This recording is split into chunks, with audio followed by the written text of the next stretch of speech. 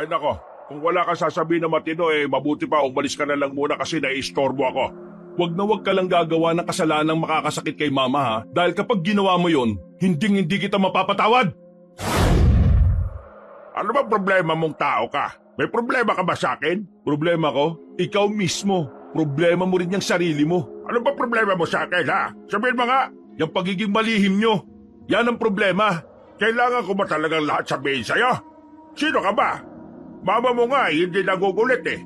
Si mama yun. Pero ibahin mo ko.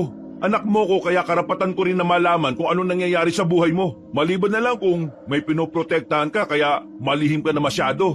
Sinasabi mo bang may ginagawa akong kalokohan? Ba, ikaw nagsabi niyan at hindi ako ha. Umayos ka na pananalita mo ha. Ama mo ako. Ikaw ang umayos pa. Dami mong di sinasabi. Ayaw mo na lang kasing umamin na wala akong aaminin. Ang kapal ng mukha mo. Ginawa mo lang pala akong parausan. Habang sinserong nararamdaman kong pagmamahal sa'yo. Bayaran ka rin naman babae. At una pa lang, sinabi ko na sa iyong katawan mo lang ang habol ko. Pero nagbago ako dahil sa'yo. Iniwan ko ang beer house. At ang mga lalaki nagpapantasya sa akin ay hindi ko na kinakausap. Ang dating bayaran, ikaw na lang ang iniisip. Tapos ngayon, sasabihin mo sa akin na hindi mo na ako mahal? Maya ka naman! Ang tanda mo na! Ang ganda-ganda ko! Mas maraming mas bata dyan pero ikaw ang pinili ko! Yung mga bata na lang ang piliin mo. Hindi! Ikaw ang gusto ko at ikaw lang ang mamahalin ko. Bianca naman, sige na, tapusin na natin to. Pagsisisihan mo ang ginawa mong ito. Malalaman mo kung sino ako. Isusumbong kita sa buong angkan ko. Magbabayad ka!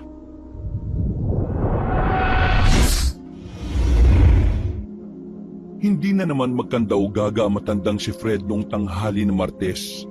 Wala naman itong pasok sa trabaho dahil day off. Pero kung ano-ano na namang hinahanap na damit na pangalis. Ang ganong gawain ni Mang Fred ay ilang araw nang napapansin ni William, ang nag-iisang anak ng mag-asawang Fred at Norma. Dahil nagtataka, nilapitan ng binata ang kanyang ama at tinanong, "Pa, aalis ka na naman ba? Wala ka naman pasok ngayon, di ba?" Ay, may kailangan lang akong puntahan na kaibigan. Nung nakaraan pa kasi nagyayaya sa akin yun eh. "Sino kaibigan?" Ay, hindi mo kilala yun. Basta, kaibigan ko. "Kilala ko naman lahat ng kaibigan mo. Si Mang Ping, si Mang Totoy, si Mang Robert, si Aling Jessie, si Mang Etong." Hindi ba ako pwedeng magkaroon ng bagong kaibigan? Sino nga? Ang kulit mo. Hindi mo nga kilala. Kaya ako nga inaalam kung sino kasi di ko kilala eh. Ay nako, ang kulit mo. Huwag ka nga tanong ng tanong.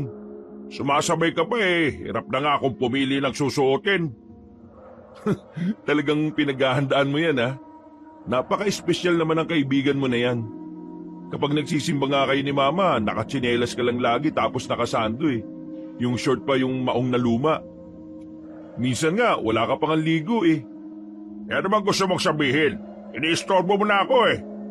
Ang gusto ko lang namang sabihin, kapag si Mama ang kasama mo, di ka man lang nag-aaksaya ng oras para magayos. Pero kapag ibang tao, halos 2 oras ka nang di mapakali. Swerte naman ang kaibigan mo. Wag mong ikumpara ang mama mo sa kanya. Yung kaibigan ko na yon, disenteng tao yon. At si Mama hindi. Porque ba hindi magagarat malang suot niya, kaya di na siya disente? Ay nako, kung wala ka sasabihin na matino mabuti pa umalis ka na lang muna kasi naiistorbo ako. Ba, wag ka lang gagawa ng isang kasalanan na makakasakit kay Mama ha? Kasi kapag ginawa mo yon, hindi talaga kita mapapatawad. Hindi na nakapagsalita pa ang kanyang ama. Tumingin lang yon sa kanya ng seryoso na parang nababahala. Umalis na lamang din si William doon bago pa siya makapagsalita ng hindi maganda. Noong mga sandaling yon, mas lalo nang lumala ang hinala niya sa kanyang ama. Kaya hindi niya talaga maiwasan na manmanan ang mga kilos nito. Nakakaramdam ng awang binata sa kanyang ina na si Norma, kahit na hinala pa lang ang meron siya. Kahit kasi minsang inuubo na si Aling Norma, pinipilit pa rin itong makapagtrabaho para may pandagdag sa pamilya nila. Ayaw kasi ng kanyang ina na iasa lang ang lahat sa kanyang ama. Kaya kung ano-ano na lamang ang nirarakit ni Aling Norma. Si William naman, isa siyang pintor. Ito na ang pinagkakakitaan niya noon pa. Kapag may kliyente, saka lamang siya kumikita ng matino. Pero kapag wala, nilalako niya sa bayan ng mga painting na nagagawa niya.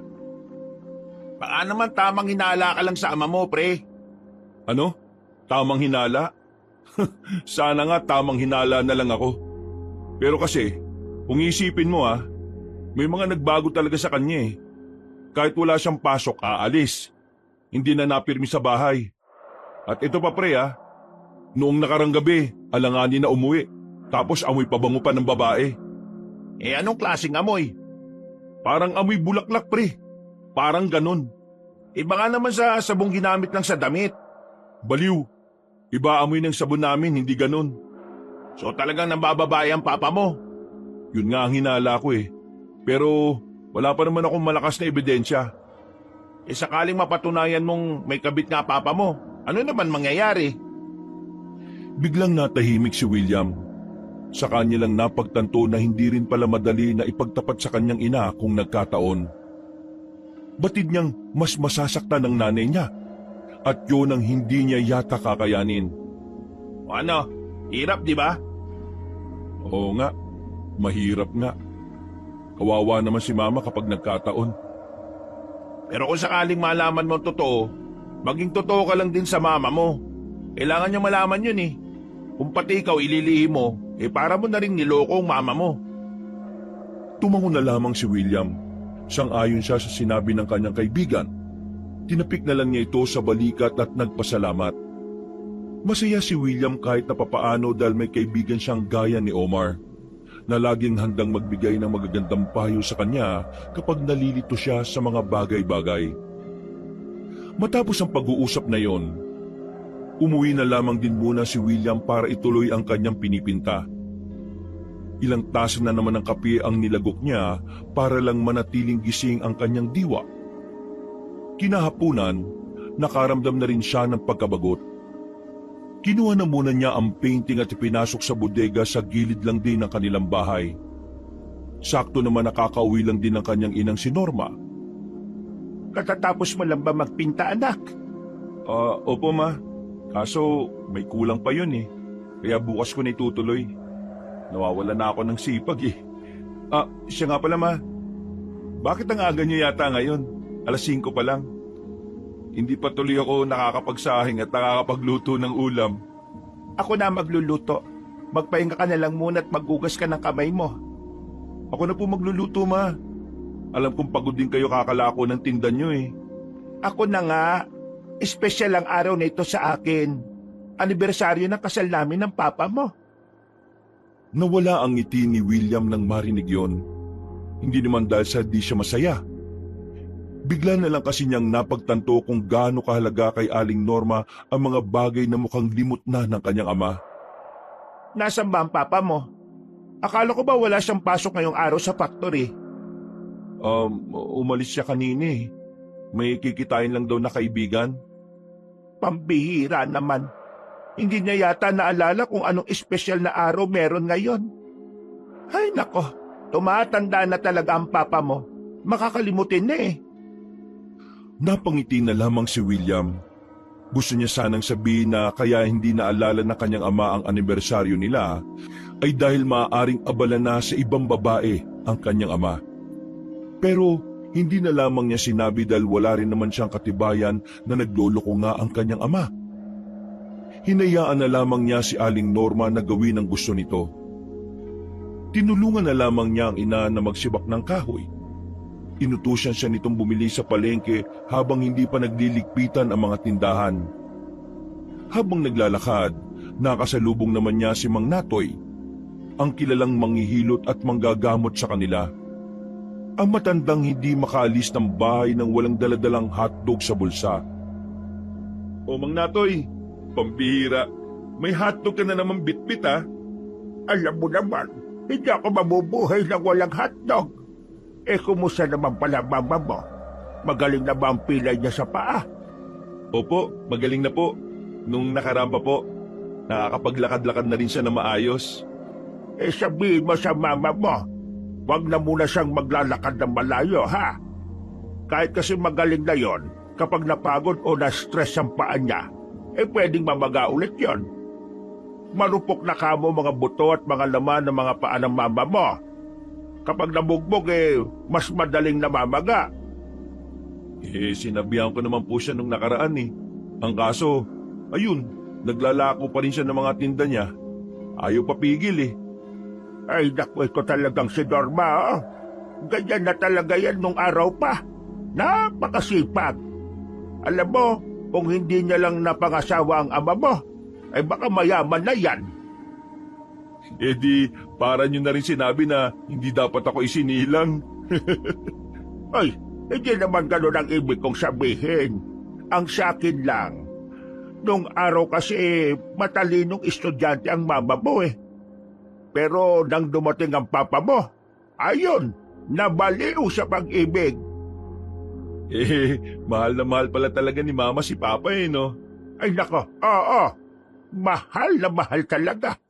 Naalala ko noong exam namin nung araw, walang maisagot ang papa mo. Abay talagang binigyan siya ng mama mo ng kodigo. Ayun, 2 silang bagsak. Bakit? Nahuli sila? Hindi, kasi yung mga sagot ng mama mo galing sa akin. Bali-bali rin kasi ang sagot ko, kaya bagsak kaming 3. Bakit galing sa'yo? Akala ko ba matalino si Mama? Matalino nga. Kaya nga di na pinakopya ang papa mo para matuto raw. Kaya ang ginawa ko, yung akin ang binigay ko sa papa mo. Akala ng papa mo sa mama mo yon. Ayun, bagsak-bagsak. Bakit bumagsak si Mama? Kakaintindi niya sa papa mo. Hindi niya naipasa agad sa oras yung test paper niya. Yung guro namin doon sobrang higpit. Kaya ayun, bagsak silang 2 tapos kasama ako. Grabe pala talaga kayo magkakaklase dati, no? Abay, oo. Magkakaklase talaga kami. Nung araw pa nga Pep. May kailangan pa akong bilhin eh. Ikwento nyo na lang sa akin yan sa ibang araw, Mang Natoy. Nako, mauubos ang oras ko kakapakinig sa kwento nyo. Ay, ganun ba? Ay, sige. Wala naman problema. Basta kapag nanakit ulit ang paa ng mama mo, magsabi ka lang sa akin, ha? Opo, maraming salamat po, Mang Natoy. Sana huwag ka munang mamatay. Ba't loko to, ah? Pareho na lamang silang natawa ng mga sandaling yon. Pinagpatuloy na lamang din ni William ang kanyang paglalakad hanggang sa marating na niya ang palengke. Mabuti na lamang ay naabutan niya pa ang suki nila kaya agad din naman siyang nakabili. Pagkatapos, bumalik na siya sa kanilang bahay. Habang nagluluto ang kanyang ina, naglilinis naman siya sa loob ng bahay. Noong mga sandaling yon, kinakabahan na si William. Mag-aalas 8 na kasi ng gabi. Hindi pa rin nakakabalik ang kanyang ama. Hanggang sa matapos na ngang maluto ang mga pagkain, naihain na rin yun sa hapagkainan. Pero wala pa rin si Mang Fred. Kung nasaan man ang papa mo, sana'y makauwi na lang siya ng maayos. Mauna na tayo kumain, wag na natin siyang hintayin. Hindi na nakapagsalita pa si William. Naawa siya sa kanyang ina dahil pakiramdam niya malungkot ang matandang babae. Lihim na nagsarado ang kanyang kamao sa ilalim ng lamesa. Gustong gusto niyang maggalit sa ama niya. Pagkatapos nilang kumain, iniligpit na rin ni William ang mga natira. Inilagay niya yun sa ref nilang sobrang tagal na. Nagpahinga na rin ang kanyang ina. Pero si Mang Fred, ni anino ay hindi pa nila nakikita. Kinaumagahan, maaga na namang umalis sa matandang babae para maglako ng mga tinda nitong kung ano-ano. Pagpunta ni William sa kanilang sala, naabutan niyang naroon ang kanyang ama. Alas 12 pa naman ang pasok nito, kaya nakakapagkape pa ito na parang wala itong naaalala. Tiningnan na muna ni William kung wala na ba ang kanyang ina, sa kanya kinausap si Mang Fred ng masinsinan. Ba, saan ka ba talaga galing kahapon? Ayan ka na naman. Ang kulit mo. Sinabi ko na sa iyo, di ba? Sa kaibigan ko. Nagkita kami ng kaibigan ko. Kaibigan mo? Sino ba kasi yung kaibigan mo? At talagang buong araw kanyang hindi pinauwi? Ang swerte naman ng kaibigan mo na yan. Ano ba problema mong tao ka? May problema ka ba sa akin? Problema ko? Oo, ikaw mismo. Problema mo rin yung sarili mo. Binitiwan na ni Mang Fred ang hawak na tasa at tumayo. Napatayo na rin si William sa pag-aalalang baka bigla na lang siyang masapak ng kanyang ama. Ano ba problema mo sa akin, ha? Sabihin mo nga. Yung pagiging malihim nyo, yan ang problema. Kailangan ko ba talagang lahat sabihin sa'yo? Sino ka ba? Mama mo nga, hindi nagugulit eh. Eh si mama yun. Pero ibahin mo ko. Anak mo ko kaya karapatan ko rin na malaman kung ano nangyayari sa buhay mo. Maliban na lang kung may pinoprotektahan ka kaya malihim ka na masyado. Sinasabi mo bang may ginagawa akong kalokohan? Ba, ikaw nagsabi niya na hindi ako ha. Umayos ka ng pananalita mo, ha? Ama mo ko! Ikaw ang umayos pa. Dami mong di sinasabi. Ayaw mo na lang kasing umamin na. Wala akong aaminin! Dahil wala akong ginagawa masama! Eh hindi ka naman ganyan dati. Dati talaga nasa katinuan ng utak mo eh. Ngayon parang lagi kang tulala tapos ngingiti. Lagi kang nagmamadali kahit wala kang pasok. Higit sa lahat, wala ka namang pakialam sa mga mahalagang araw nyo ni mama eh. Ano sinabi mo? O di ba? Hindi mo alam? Wala kang kamalay-malay na anniversary nyo ni mama. Pero ikaw, nandun sa kung sino man yung lintik na kaibigan mo na yon. Inuna mo yun kaysa kay mama. Ngayon, sabi mo sa akin pa, ano bang problema mo? Hindi makaimik ang matandang si Fred nang maalala ang mahalagang araw nila ng asawa. Nakaramdam ito ng konsensya. Napaupo na lang ulit ito sa sofa at lumagok ng kape. Ano? Hindi ka makapagsalita ngayon, no? Kasi nakokonsensya ka. Pa, ayusin mo lang ha. Sa oras na malaman kong niloloko mo si mama, kahit mamatay ako ng paulit-ulit at isilang ako ng ilang beses, hindi kita mapapatawad. Tatandaan mo yan palagi pa. Nanlalaki ang mga mata ni Mang Fred sa mga sinabing yun ng kanyang anak. Hindi na ito nakapagsalita pa at tinayaan na lamang na makaalis ang binata. Samantala, pinuntahan na naman ni William ang kanyang kaibigan na si Omar na noong mga sandaling yun ay nasa bakurat at abalang binubuklat ang mga librong nakuha nito sa isang lumang library. Oh, nyari. Sa itsura ng mukha mo parang nagkasuntukan kayo ng papa mo, ha? Hindi naman naabot sa ganun, pare. Grabe naman. Nainis lang ako sa tatay ko. Kinalimutan niyang anniversary nila ni mama. Dahil lang dun sa nagyayang kaibigan niya. Pati yun, di niya naalala. Nako, kakaiba na yan. What if sundan mo papa mo at alamin mo kung ano ba talagang ginagawa niya? Yan na nga iniisip ko eh. Tatapusin ko lang yung painting na pinapagawa sa akin ng client ko. Susundan ko yan si Papa eh. Pero, ano naman ba yung libro na yan? Ang dami niya na. Ito. Wala, mga luma na to. Itinapon ng library dun sa bayan. Sayang naman kung itatapon kaya namimili ako. Itong mga nakuha ko, tungkol saan naman yan? tungkol sa mga aswang, pre. Ano? Tungkol sa mga aswang? Para saan? Wala. Gusto ko lang magkaroon ng ideya. Alam mo kasi, isa sa mga kamag-anak ko sa Bohol, dinali ng aswang. Buti nabuhay pa. Kaya yun, nagka-interes akong pag-aralan ng tungkol sa mga aswang. Di ka naniniwala sa aswang, no? Medyo naniniwala naman. Pero kasi, pre, moderno na ngayon. Uso pa ba yan? Ano ka ba? Di naman nalalaos ang aswang eh. Nagtatago lang ang mga yan, kaya mukhang nandito pa rin sila sa bansa nga natin eh. Ano naman ang gagawin mo sa mga aswang kapag nakakita ka? Kung ako lang naman ang tatanungin, ayaw ko makaharap ang mga aswang dahil delikado sila. Pero kung wala na akong choice, kailangan ko silang patayin kung kakayanin ko. Babangis ba yun? Di ba sabi nila ang aswang takot sa tao? Takot sa tao ang aswang? Nako, hindi naman totoo yun. Walang aswang na takot sa tao. Ang paniniwala pa nga na matatanda matataas ang tingin ng mga aswang sa sarili nila. Mababa ang tingin nila sa mga tao kaya minamalit nila tayo. Kaya hindi totoong takot sila sa mga tao, no? Kaya nga ang lakas-lakas ng loob maghasik ng lagim ng mga yun eh. Napakamot na lamang sa ulo si William. Hindi niya kasi alam kung paano niya sasakyan ang sinasabi ng kanyang kaibigan. Pinakinggan na lamang niya ito hanggang sa tuluyan niya itong mapagod kakadaldal. Pagkatapos noon, nakayayaan ng dalawa na kumain ng pares sa di namang kalayuan sa kanila. Sakto namang nakasabay nila sa kainan ang matandang si Natoy. Doon din kasi madalas kumain ng matanda tuwing hapon. Magkasama na naman tong dalawang ta. Malamang Natoy, wala yata kayong dalang hotdog Anong wala? Ito, nasa bulsa. Pinakita pa ni Mang Natoy ang kalahati ng hotdog. Natawa na lang din si William at Omar dahil doon. Pambihira naman. Nilalagay mo talaga sa bulsa ang hotdog, ha? Masarap to ihalo sa pares Kakaiba ang lasa.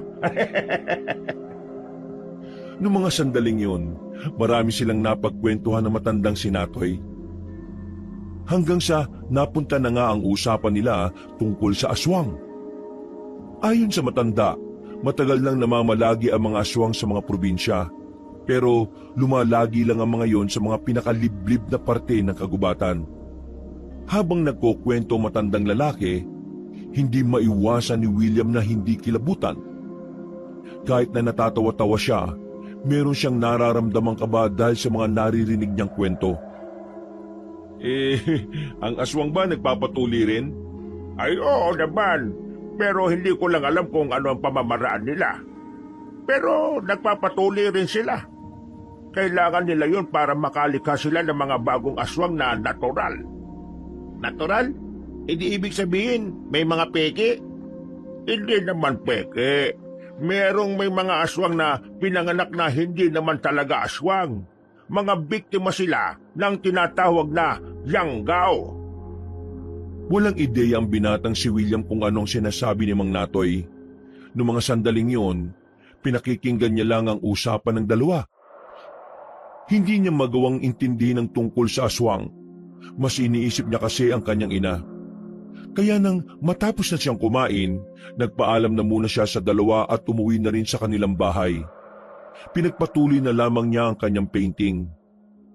Bandang 6:00 ng gabi, 2 oras bagong uwi ng kanyang ama, nagpasama siya kay Omar na tumungo ng bayan. Hindi na kasi siya makatiis. Gusto niyang malaman kung tama ba talaga ang kanyang hinala.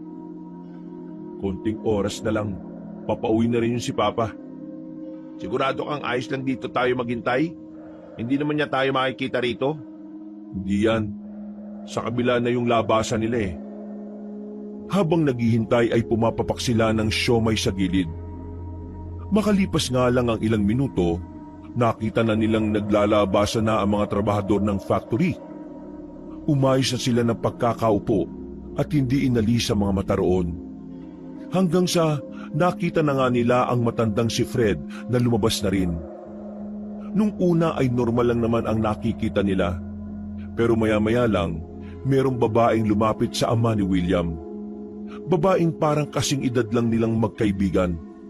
May kulay ang buhok, medyo maputi at may kaseksihan din. Nang makita ni William na sumukbit ang kamay ng babae sa braso ng matanda, dito na nag-init ang ulo ng binata. Nakumpirma niya na rin sa wakas, nagkaroon na ng katotohanan ng kanyang mga hula at hinala. Oo, ano gagawin mo? Malamang, lalapitan ko sila. Wag na muna. Bakit? Maraming tao. Gusto mo bang makagawa ka ng iskandalo? At saka, handa ka na bang sabihin kay Aling Norma itong nakita natin? Hindi pa ako handa. Huwag kang gagawa ng gulo ngayon. Kasi, kapag nagkagulo ngayon, baka makarating pa sa mama mong nangyari, di naalaman niya kaagad. Oo nga, no? May punto ka. Ang gawin natin ngayon, sundan natin kung saan sila pupunta. Nakita nilang naglalakad na ang dalawa sa bangketa. Palihim nilang binuntutan ng mga yun. Hanggang sa nakita na nga nilang pumasok sa isang motel si Mang Fred at ang babaeng maganda. Lalong kumulo ang dugo ni William. Parang sasabog na ang bumbunan niya sa init ng kanyang ulo. Gustong-gusto na niyang kumprontahin ang kanyang ama, pero nagpipigil siyang makagawa ng kahit na anong gulo. Kaysa sa mabwisit lang siya, nauna na lamang siyang umuwi. Pre, maraming salamat kanina. Kung wala ka, baka kung ano nang nangyari. Wala yun, pre. Siyempre, concerned din naman ako sa magiging reaksyon ng mama mo, no? At saka, naawa ko kay Aling Norma. Hindi niya to deserve, pre. Papa mo kasi, kung kailan naman tumanda, saka naman nagtarantado. Nabubwisit nga rin ako eh. Basta pre, kalma ka lang ha. Huwag kang mananakit kahit na anong mangyari. Uwi na muna ako. Babasahin ko pa yung ibang libro tungkol sa mga aswang eh. Kumaway na lamang si Omar habang papalayo ito. Naglakad na lamang si William patungo sa kanilang bahay. Pagdating niya roon, naroon na ang kanyang ina. Abalang nagsisibak ng kahoy, kaya naman nagkusang loob na lamang si William na akuin ang gawaing yon. Makalipas ang halos 2 oras, saka lamang umuwi ang matandang si Fred. Pagpasok pa lamang nito sa bakuran nila, kumulo na agad ang dugo ng binata. Ano kayang pakiramdam magkaroon ng syotang sexy at maganda, no? Napatigil ang kanyang ama sa paglalakad at nagtatakang tumingin sa kanya. Napapangisi na lamang si William sa ginawa niyang pagpaparinig. Gusto ko na rin kasing magkasyota eh. Yung sexy, maputi, maganda, tapos may kulay yung buhok. Tapos, hindi naman katangkaran pero malaki ang dibdib. May kilala ka bang ganun pa? Eh, bakit ba ako tinatanong mo? Alam mo matanda na ako eh. Anong alam ko dyan? Tanongin mo si Omar. Kayo magkasama lagi, hindi mo pa itinanong yan. Okay, sige pa. Itatanong ko kay Omar kung may kilala siyang magandang babae at mas maganda sana kung sa factory nyo rin nagtatrabaho eh, no? Ano ba pinagsasabi mo? Eh, para kapag susundin ko siya, sabay na rin tayong uuwi. At tatakot kasi akong umuwi ng alanganing oras eh. Baka kasi may mga aswang. Naanto ko na siguro. Itulog mo na lang yan. Naglakad na lamang papasok ng bahay ang matandang si Fred. Pero kitang-kita ni William ang kaba sa reaksyon ng mukha nito. Kunwari ka pang walang alam ah. Sinungaling kang matanda ka. Kinabukasan ng umaga, maagang nagising si William para sana tapusin ang natitirang parte ng painting. Papunta na siya sa bodega nang tawagin siya ng kanyang ama. Walang gana siyang huminto. Ano bang sinasabi mo kagabi? Sinasabi ko kagabi? Tungkol saan? Tungkol sa magandang babae. Hoy, bakit? May nahanap ka na bang ganong klase ng babae? Ganon kasi ang gusto ko eh. Alam kong may iba kang ibig sabihin doon. Huwag mo akong pinagbibintangan ha. Hoy, bakit ka ganyan pa?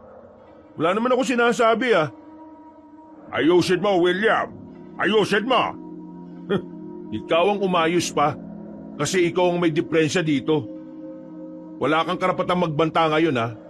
Kung meron mang pwede magbanta rito, ako yun. Kasi ako ang may alam. Ano ka ba? Ay nako, marami pa akong gagawin. Pakiusap nga. Huwag mo na muna akong istorbohin. Hoy! Nakausap pa kita! Gusto mo pa talagang pag-usapan natin to? Ha? Lakas ng loob mo ha? Kasi wala pala rito si mama eh. Sige, pag-usapan natin. Saan mo gusto magsimula? Sa galit ko o pagiging kabado mo? Kung ano man ang iniisip mo, nagkakamali ka na ina, huwag ka na magsinungaling! Sinigawan ni William ang mukha ng kanyang ama. Wala na siyang pakialam kung magmukha na siyang walang galang. Masyado nang masakit para sa kanya ang ginagawa ng kanyang ama, kaya tuluyan na siyang nagpadala sa kanyang emosyon. Paano nagkakamali iniisip ko kung nakita kitang may kasamang ibang babae at pumasok pa talaga kayo sa motel? Nanlalaki ang mga mata ng kanyang ama.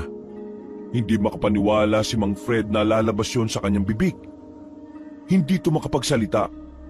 Paulit-ulit lang na napapalunok ng laway ng dahil sa kaba. O ano?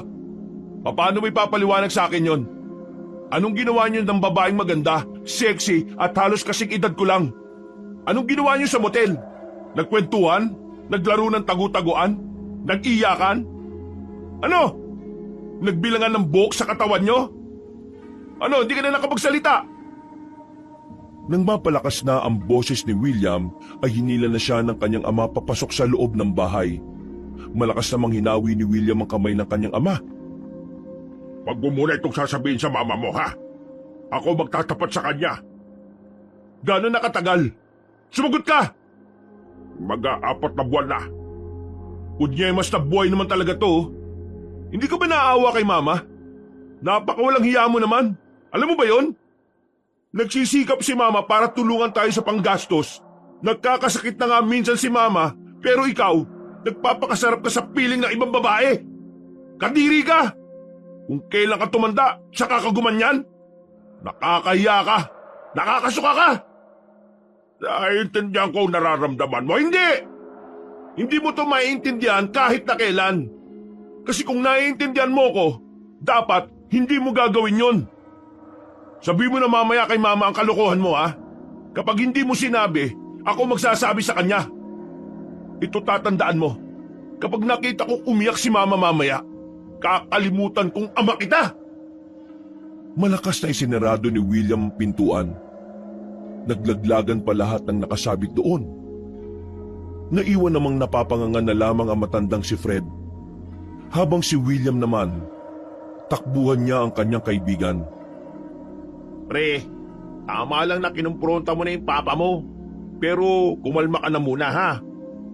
Baka mamaya himatayin ka na sa sobrang galit mo. Namumulan ng mga mata mo, oh. Gustong-gusto ko na siyang sapakin kanina eh. Buti na lang kahit papano, inaalala ko pa rin na tatay ko siya. Pre, mabuti pa. Sumama ka na lang muna sa akin ngayong araw. Bakit? Saan ka naman pupunta? Kasama ko si Mang Natoy. May pupuntahan kaming barangay. Bibili si Mang Natoy ng bagong katana niya. Katana? Para saan? Wala lang. Gusto niya lang daw bumili. Ako naman, gusto ko lang din sumama. Para naman makaalis-alis din dito sa atin. Nakakasawa na mga mukha ng mga tao rito eh. O ano, sama ka na rin ba? Bakit, ngayon na ba? Oo, bihis ka na. Bumalik na muna si William sa kanilang bahay at nagbihis. Sinubukan siya ulit kausapin ng kanyang ama, pero hindi na lang niya ito pinansin. Agad din siyang umalis at sumama na lamang kina Omar at Mang Natoy. Sigurado ka bang sasama ka, William? Abay, nakakapagod na lakaran to. Ito namang si Mang Natoy, oh. Sanay na sanay naman akong maglakad, no? Sinisiguro ko lang. Baka kasi bigla ka na lang higalin. Oh, tara na. Alis na tayo. Nagsimula na silang maglakad ng mga sandaling yon.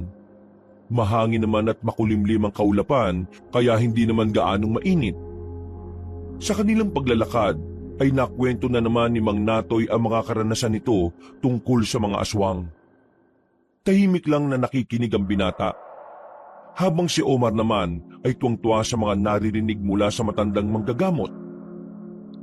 May kakaiba pagang modo sa mga aswang na yan eh. Alam mo kung ano? Ano po? Papakitaan ka nila ng magandang itsura, katawan at muka. Basta, aakitin ka nila hanggang sa mahulog ang lobo sa kanila. Pero lahat ng aswang na maganda, mga pangit yan. Kadalasan kulubot na rin ang mga balat nila. Kaya kayong dalawa, ha? Ha! Ingat-ingat sa mga babaeng makikilala niya. Baka mamaya aswang na yon. Wala naman na sigurong aswang sa panahon na ito. Ang meron na lang siguro, mga babaeng malalandi at taksil na ama. Bakit? Nagtataksil pa ba si paring Fred? Kung akala mo talaga hindi niya alam eh. Pre, sinabi ko na nga pala rito kay Mang Natoy ang tungkol doon. Pasensya na, nadulas kasi ako eh. Ayos lang naman. Malalaman na rin naman ni Mama mamaya eh. Sasabihin na ni Papa. Pero kahit patawarin siya ni Mama, hindi ko na siya mapapatawad. Naiintindihan naman namin ang nararamdaman mo, William. Pero tandaan mo palagi ha, dapat Huwag kang magtatanim ng sama ng loob sa kalooban mo kasi ikaw rin ang mahihirapan yan. Hindi ko sinasabi na patawarin mo at baliwalain mo na lang. Ang sinasabi ko, bigyan mo ang sarili mo ng tinatawag nilang peace of mind. Ngumiti na lamang si William sa sinabi ng matandang manggagamot. Nanahimik na ulit siya at itinoon na lang ang atensyon sa kanilang dinaraanan. Mag-aalas 12 na nang makarating na sila sa isang barangay. Magulo ang barangay, bista kasi noong mga sandaling yon. Naglakad lang sila kaunti at tumigil na rin sila sa tapat ng isang bakuran. O dito na lang kayo sa labas maghintay ha. Masungit ang makakausap ko eh. Baka bigla kayong tagain. Ay, grabe naman. Pero sige, hindi na lang kami aalis dito. Pumasok na rin si Mang Natoy sa loob. Habang nasa tapat naman sila ni isang lalaki ang napansin nilang dumaan. Meron kasi silang naamoy ng malansa sa lalaki, pero hindi amoy isda. Isang weirdong amoy na hindi nila alam kung anong klase. Biglang lumingon sa kanila ang lalaking yon. Maputla ang lalaki. Matangkad at nangingitim na rin ang ilalim ng mga mata at ng labi. Anong problema nyo? Maangas ang pagkatao ng lalaki kaya medyo nabigla ang magkaibigan doon. Si Omar na lamang ang kumausap sa lalaki para hindi na lumaki pa ang gulo. Kung si William kasi yon, ay baka magkasuntukan pa ang dalawa. Wala. Napadaan ka lang kasi at napatingin kami. Kita mo naman, hindi lang ikaw yung dumaraan, di ba? Kaya hindi lang naman ikaw ang tinitingnan namin. Ayusin nyo mga buhay nyo ha. Hindi nyo ako kilala. Sino ka ba? Ako si Bong. Pangit ng pangalan. May sinasabi ka ba? Ha? Oh, wala. Sabi ko umalis ka na. Baka may kailangan ka pang gawin. Umayos kayo ha. Hindi nyo gugustuhin kapag nalaman nyo kung sino ako. Ikaw nga si Bong, di ba? O sige na, alis na. Naglakad na rin palayo ang lalaking yon. Natatawa at napapailing na lamang silang dalawa. Hindi kasi nila maintindihan kung anong pinuputok ng butsi ng lalaking si Bong. Sira ulo yata yun eh. Bawal pala siyang matingnan. Sana pala nagsuot na lang siya ng sako kung bawal siyang tingnan. Natigilan lang ang kanilang tawanan nang biglang lumabas na si Mang Natoy. Dala na nito ang bagong katana na binalot sa tela. Pero sa halip na masaya ang matanda, nakita niyang nababahala ang reaksyon nito. Oh, Mang Natoy, anong problema? Nag-away ba kayo nung nasa loob? Malapit na silang magbalik. Malapit na. Mang Natoy naman, ano bang sinasabi niyo? Nakausap ko ang nasa loob. Nakakuha raw siya ng impormasyong mula sa mga kapwa namin. May namataan ng aswang dito sa probinsya natin. Pero walang nakakaalam kung ilan sila. Ang sabi lang, isa raw gabunan. Ha? Anong gabuang? Gabunan! Gabunan! Hindi gabuang. Buang kayata eh. Ano naman yung aswang na yun? Ayon sa mga sinaunang albularyo, ang mga aswang na gabunan ay madalang lang kumain sa isang taon. Pero hilig nilang manakit ng tao.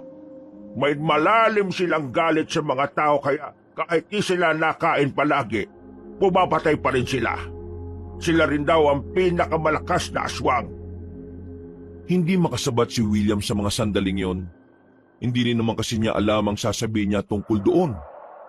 Kahit kasi bukang bibig ng dalawa ang tungkol sa aswang, hindi pa rin siya kumbinsido agad na meron ngang aswang sa kanilang probinsya. Hanggang sa makalis na sila sa tapat ng bakuran na yon, hindi na rin nakipag-usap pa si William. Hinayaan na lang niya si Omar at Mang Natoy. Bago sila umuwi, kung sino-sino pang dinaanan nilang kakilala na matanda. Inabot na nga sila ng kinagabihan dahil ilang beses pa silang nakikain. Masasabi ni William na kahit papaano, nakalimutan niya ang mga iniisip niya. Naging masaya naman siya habang kasama ang dalawa. Pero nang papauwi na sila, dito na niya muling naalala ang problema ng kanilang pamilya. Kinabahan na naman siya. nag-alala siya sa kanyang ina. Dahil sa oras na malaman ni Aling Norma ang ginagawa ng kanyang ama, hindi malabong hindi masaktan na matandang babae. Maraming salamat kanina pre ha. Sa inyo rin po, Mang Natoy. O paano? Mauna na po ako. Baka nasa bahay na si Mama eh. O sige pre, samahan ko lang din tong si Mang Natoy sa kanila. Masakit na daw yung paa niya eh. Iya, yung mga payo namin sa'yo ha, tandaan mo. Tumungo na lamang din si William at naglakad na rin patungo sa kanilang bahay. Nang makabalik na siya sa kanila, inabutan niyang naroon si Aling Norma. Nasa loob din si Mang Fred. Maaga itong umuwi. Para kay William ay isang malaking himalayon. Tahimik ang dalawang matanda sa loob. Nakatuon ang atensyon ni Aling Norma sa tinatahi, habang si Mang Fred naman ay nagkakapi sa gilid. Akala niya hindi pa sinabi ng kanyang ama ang totoo, kaya naisipan ni William na siya mismo ang magsabi. Ma, may sasabihin po sana ako sa inyo pero... Alam ko na ang sasabihin mo. Po? Anong alam? Ipinagtapat ko na kay Mama mo ang dapat niyang malaman. Napag-usapan na namin. Lalayuan ko na yung babaeng yun at itutuon ko ng atensyon ko sa atin. Maghahanap na lang din ako ng bagong trabaho para hindi ko na makita pa yon.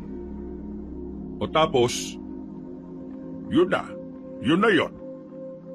Ma, anong reaksyon mo? Bakit parang kalmado ka lang? Hindi ka ba magagalit sa kanya? Matanda na ako para magalit pa. Ayaw ko na lang ng gulo. Ha? Seryoso ka ba, Ma? Niloko ka nitong taong to. Binaliwala ka nito at tumikim ng ibang babae. Tapos, ganyan lang ang sasabihin mo, Ma? E ano bang gusto mo? Magwala ako? Lusubin ko ang babae. Ang gusto ko, alisin na natin sa pamilyang to yung taong yan.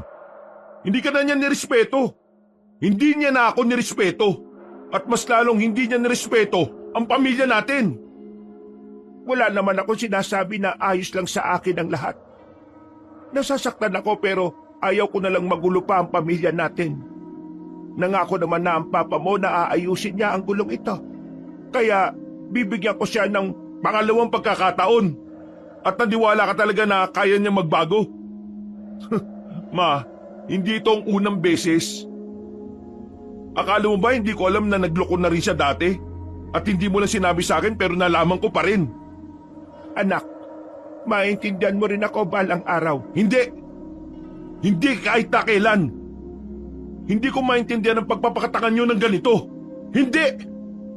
Kung ikaw kaya mo palagpasin ang nangyari, pwes ako hindi. Ikaw, pa! Huwag kang magdiwang dahil hindi nagalit si Mama kasi nandito pa ako. Araw-araw kong ipaparamdam sa iyo na kahit na kailan, hindi kita mapapatawad sa ginawa mo! William! Hayaan mo na siya. Magpalamig na muna siya ng ulo. Hindi niya talaga tayo maintindihan dahil masyado siyang kinakain ng emosyon niya. Padabog na naglakad si William palis ng kanilang bahay. Hindi niya alam ngayon kung saan siya pupunta. Pero ang mahalaga na lamang sa kanya ay makalayo ng kanilang bahay. Makalipas pa ang ilang araw, nakikita ni William na bumabawi si Mang Fred sa kanyang ina. Hindi na nga ito pumasok, pero palis-alis pa rin dahil naghahanap daw ito ng bagong trabaho. Si Mang Fred na rin ang nag-aasikaso sa kanilang bahay. Kung minsan, sumasama rin ito kay Aling Norma sa paglalako. Pero kahit na ganon, wala pa rin pakialam si William. Para sa kanya, hindi na magbabago ang tingin niya sa kanyang ama. Pre, nakita ko kanina papa mo kasama ang mama mo. Maglalako yata sila eh. O ano naman, kayang-kaya naman ni Mama kahit wala na siya eh. Galit na galit ka talaga sa papa mo eh, no? Pakiramdam ko kasi, nabaliwala ako eh. Ni hindi man lang ako tinanong ni Mama kung ayos lang ba sa akin na bigyan pa ng chance si Papa. Nakakaurat pre. Eh sa ibang banda, naiintindihan ko rin ang mama mo.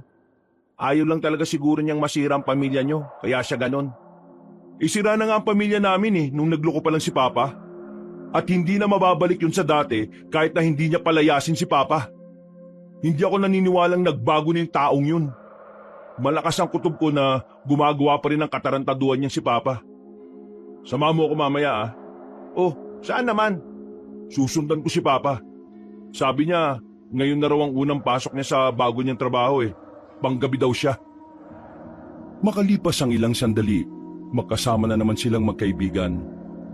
Noong mga oras na yon, kinakabahan na naman si William nang hindi niya alam. Habang nakasunod sila sa naglalakad na si Mang Fred sa bayan, patago-tago sila sa gilid kapag napapalingon yon. Hanggang sa nakita na nga nilang tumigil ang matandang lalaki sa bangketa. Lumabas ang babaeng maganda sa gilid. Sinasabi ko na nga ba malabong magbago ang taong to eh. Kung mas lumapit pa kaya tayo para mas marinig natin kung ano yung pag-uusap nila. Palihim silang naglakad at dumaan pa sila sa bandang gilid. Nang ilang distansya na lang ang pagitan nila, narinig na nila ang sinasabi ng dalawa. Bakit hindi mo sinasagot ang tawag ko nitong mga nakaraang araw? Ano ba nangyari sa'yo? Nag-aalala ako. Ayoko na, Bianca. Ayoko na. Anong sinasabi mong ayaw mo na? Itong relasyon natin, itigil na natin to. Gusto ko nang ituon ang atensyon ko sa pamilya ko. Alam na ni Norma ang lahat. At binigyan niya ako ng isa pang pagkakataon para makabawi sa kanila. Kaya naman, magpapaalam na ako sa'yo. Hindi ko na pwedeng ituloy ang relasyon natin. Bakit? Kulang pa ba magandang mukha ko? Ang magandang katawan ko? Ano pa ba kailangan mo? Oo, inaamin ko na naging mapusok ako at nasilaw ako sa kagandahan at alindog mo. Pero napagtanto ko na iba pa rin pala talaga kapag mahal mo ang isang tao. Bakit? Hindi mo ba ako minahal? Hindi. Ang nararamdaman ko lang sa'yo ay init ng katawan, Bianca. Sa 4 na buwan? Yun lang palang nararamdaman mo sa akin? Ang kapal ng mukha mo! Ginawa mo lang pala akong parausan habang sinserong nararamdaman kong pagmamahal sa'yo. Bayaran ka rin naman babae. At una pa lang, sinabi ko na sa'yong katawan mo lang ang habol ko. Pero nagbago ako dahil sa'yo. Iniwan ko ang beer house. At ang mga lalaki nagpapantasya sa akin ay hindi ko na kinakausap. Ang dating bayaran, ikaw na lang ang iniisip. Tapos ngayon, sasabihin mo sa akin na hindi mo na ako mahal? Maya ka naman! Ang tanda mo na! Ang ganda-ganda ko! Mas maraming mas bata dyan pero ikaw ang pinili ko! Yung mga bata na lang ang piliin mo. Hindi! Ikaw ang gusto ko at ikaw lang ang mamahalin ko. Bianca naman. Sige na, tapusin na natin to. Nagsimula na maglakad pali sa matandang lalaki pero may pahabol pang sinabi ang babae sa kanya. Pagsisisihan mo ang ginawa mong ito. Malalaman mo kung sino ako. Isusumbong kita sa buong angkan ko. Magbabayad ka! Napapailing na lamang si Mang Fred sa sinasabi ni Bianca at agad nang umalis. Hindi naman agad makapagsalita ang lalaking si William. Hindi niya kasi inaasahan na yun ang mga maririnig niya. Pero kahit na ganon, hindi pa rin nawawala ang inis niya sa kanyang ama. Oh, narinig mo naman, di ba? Seryoso ang papa mo. Wala akong pakialam. Basta, galit pa rin ako sa kanya. Ay nako, o na nga bahala. Basta ako, sinasabi ko lang na pwedeng magbago ang papa mo. Tara na nga, umuwi na tayo. Para lumamig ang ulo mo. Sumakay na lamang ng tricycle ang magkaibigan. Hanggang sa makabalik na sila sa kanilang barangay. Tahimik pa rin ang binatang si William. Inabutan niya ang kanyang ina sa gilid ng bahay nila. Abalang-abala sa pag-aayos sa mga halaman.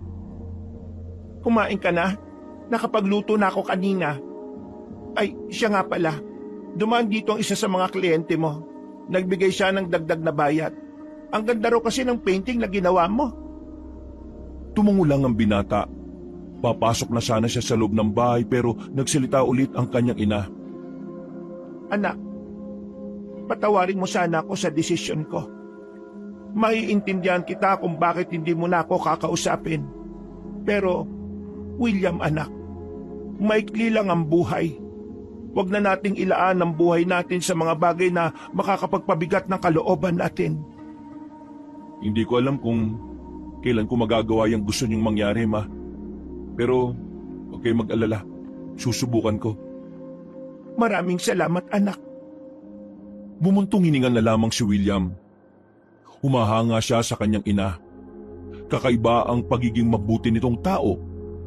Ngayon lamang siya nakakita ng isang tao na kayang kalimutan ng lahat ng nangyari para lang sa pamilya. Pagdaan pa ng ilang araw, napapansin ni William na parang nakakasundo ang kanyang mga magulang. Hindi tumigil si Mang Fred na bumawi sa asawa nito. Lahat ng pwedeng gawin para makatulong kay Aling Norma. Nakikita rin niya na ginagawa na ng matanda ang lahat ng kanyang makakaya para lang hindi tumabaling sa ibang babae. Parang Fred! Oh, Aling Natoy, napadaan ka. Pwede ba akong pumasok? Ayaw naman. Ito naman para ka namang others. Halika dali. Sakto, kakaluto ko lang ng merienda. Uy, salamat ha. Ay, William, nandiyan ka pala. Magandang hapon po. Mamaya, sumama ka sa amin para malibang ka naman ha. Nagkibit-balikat na lamang si William sa sinabi ni Mang Natoy. Nung sandaling yon, nagkakwentuhan ng dalawang matandang lalaki sa labas, habang si William naman ay nasa loob lang ng bahay. Plano niya lang sanang umidlip, pero pagpikit niya, agad siyang nanaginip. Bigla na lang daw siyang hinahabol ng mga aswang. At sa hindi inaasahang pagkakataon, naabutan siya ng mga yon at kinain. Hingal na hingal siya nang magising siya. Sakto naman pumasok ng kanyang silid si Mang Fred at Mang Natoy. Oh anak, ano nangyari? Bakit ka sumisigaw? Pare, nananaginip ata siya. Anong napanaginipan mo? Wala, hindi naman sobrang nakakatakot. Nagkailan na lamang siya, pero ang totoo, bukod kasi sa panaginip niyang hinabol at naabutan siya ng mga aswang, nakita rin niya sa panaginip niyang namatay ang kanyang ama dahil sa mga yon. Parang totoong-totoo ang panaginip niya, kahit na sandali lang itong nangyari. Bumangon na lamang siya. Nang masiguro ng dalawang matanda na ayos lang siya, ay agad na ring lumabas sa mga yon. Ang panaginip na yon ay hindi nawala hanggang sa sumapit na nga ang kinagabihan. Pinuntahan niya ulit si Omar at kinuwento niya ang kanyang panaginip. Ang sabi sa kanya ng kanyang kaibigan, maaaring may kakaibang kahulugan ng panaginip na yon. Kaya kinabukasan na naman ng hapon, matapos makapagpinta ang binatang si William, muli siyang nagtungo sa bayan para puntahan ang dating pinapasukan ng kanyang ama. Aabangan kasi nila ang babaeng si Bianca. Bakit ba kasi kailangan pa nating manmanan yung babae? Wala na nga sila ng papa mo, di ba? Gusto kong malaman kung may kakayahan ba siyang sakta ng pamilya namin. Alam mo naman, nagbanta siya kay Papa, di ba? Concerned ka na sa papa mo, no? Ha? Pinagsasabi mo. Concern ako sa pamilya namin, hindi sa kanya lang. Ayan na Palabas na sila. Uy, ayun na Tara, sundan natin. Walang sinayang na pagkakataon na magkaibigan. Nagmamadali silang sumunod sa babae. Nakita nilang sumakay yon sa isang tricycle. Kaya agad din naman silang sumakay ng tricycle. Inutusan nila ang driver na sundan ang nasa harapan nila. Makalipas lang ang halos 10 minuto, napansin ng magkaibigan na parang unti-unti nang nagiging liblib ang kanilang dinaraanan. Hindi nagtagal, nakita nilang tumigil na ang nasa harapan nila sa harap ng isang kanto. Nagmamadali naman silang bumabari ng tricycle. Palihim nilang sinilip ang babae sa loob at nang masiguro nilang hindi sila nararamdaman ng kanilang sinusundan, agad na rin silang pumasok doon para sundan ng babae. Halos 10 minuto silang naglalakad. Ang mga nadadaanan nila ay puro puno at halaman na lamang. May pose ng ilaw pero nag-iisa lang. At hindi rin naman ganun kalakas ang ilaw. Maya-maya pa, bigla na lamang tumigil ang babae sa isang malawak na bakuran. Nakita nilang may malaking bahay doon. At kahit nasa bandang malayo sila, may mga nakikita na rin silang mga tao roon. May bahay pala rito. Teka, tara, lumapit tayo. Lalapit pa tayo? Gagi ka ba? Baka mamaya mga rebelde ang nasa loob ng bahay na yan eh. Mga rebelde yung pinagsasabi mo. Tingnan mo, wala naman sila mga hawak na baril. Tara na. Wala nang nagawa pa ang binatang si Omar. Sumama na lang din ito kay William palapit sa bahay na yon. Gumilid lang din sila ulit. Nang nasa mataas na pader na sila, narinig nilang nag-uusap ang mga nasa loob. Isang galit na tinig ng lalaki ang naririnig nila roon. Yan na nga ba sinasabi ko sa iyo, Bianca eh. Ngayon, uuwi-uwi ka rito ng iiyak-iyak. Sinabihan na kita noon, di ba? Na wag kang papatol sa matandang yun dahil wala namang ibang habol sa iyo yung kundi ang katawan mo. Ang kulit-kulit mo kasi. Kuya naman, sisermonan mo pa ako. Ito na nga nangyari sa akin. Hindi mo ba ako tutulungan? Bakit? Ano bang balak mong gawin? Gusto kong gantihan si Fred. Gusto kong iparamdam sa kanya kung paano mawalan ng mahal sa buhay. Sinasabi mo bang idadamay mo mga kamag-anak niya o ang pamilya niya? Oo, lalong-lalo ng asawa niyang matanda rin. Papatayin ko silang lahat. Gagantihan ko sila. Wala akong ititira sa kahit na sinong parte ng pamilya nila. Pagpapayaran ni Fred ng paggamit niya sa akin. Papatayin ko siya. Nung pa man sinabihan na kita eh, na ang mundo ng mga aswang at ng mga tao kailanman hindi pwede magtagpo. Ngayon, gusto mo namang ilagay sa problema ang buong angkan natin? Nang dapat ginagawa lang natin hahanap lang tayo ng pagkain natin? Sige na, kuya. Tulungan mo na ako. Pinapangako ko, tatanggapin ko na ang tungkulin ko bilang prinsesa ng mga aswang. Sigurado ka sa sinasabi mo? Oo. Wala na rin naman akong dahilan para mamuhay pa kasama ng mga tao. Magpapakaaswang na ako ngayon at babalikan ko ang Fred na yon.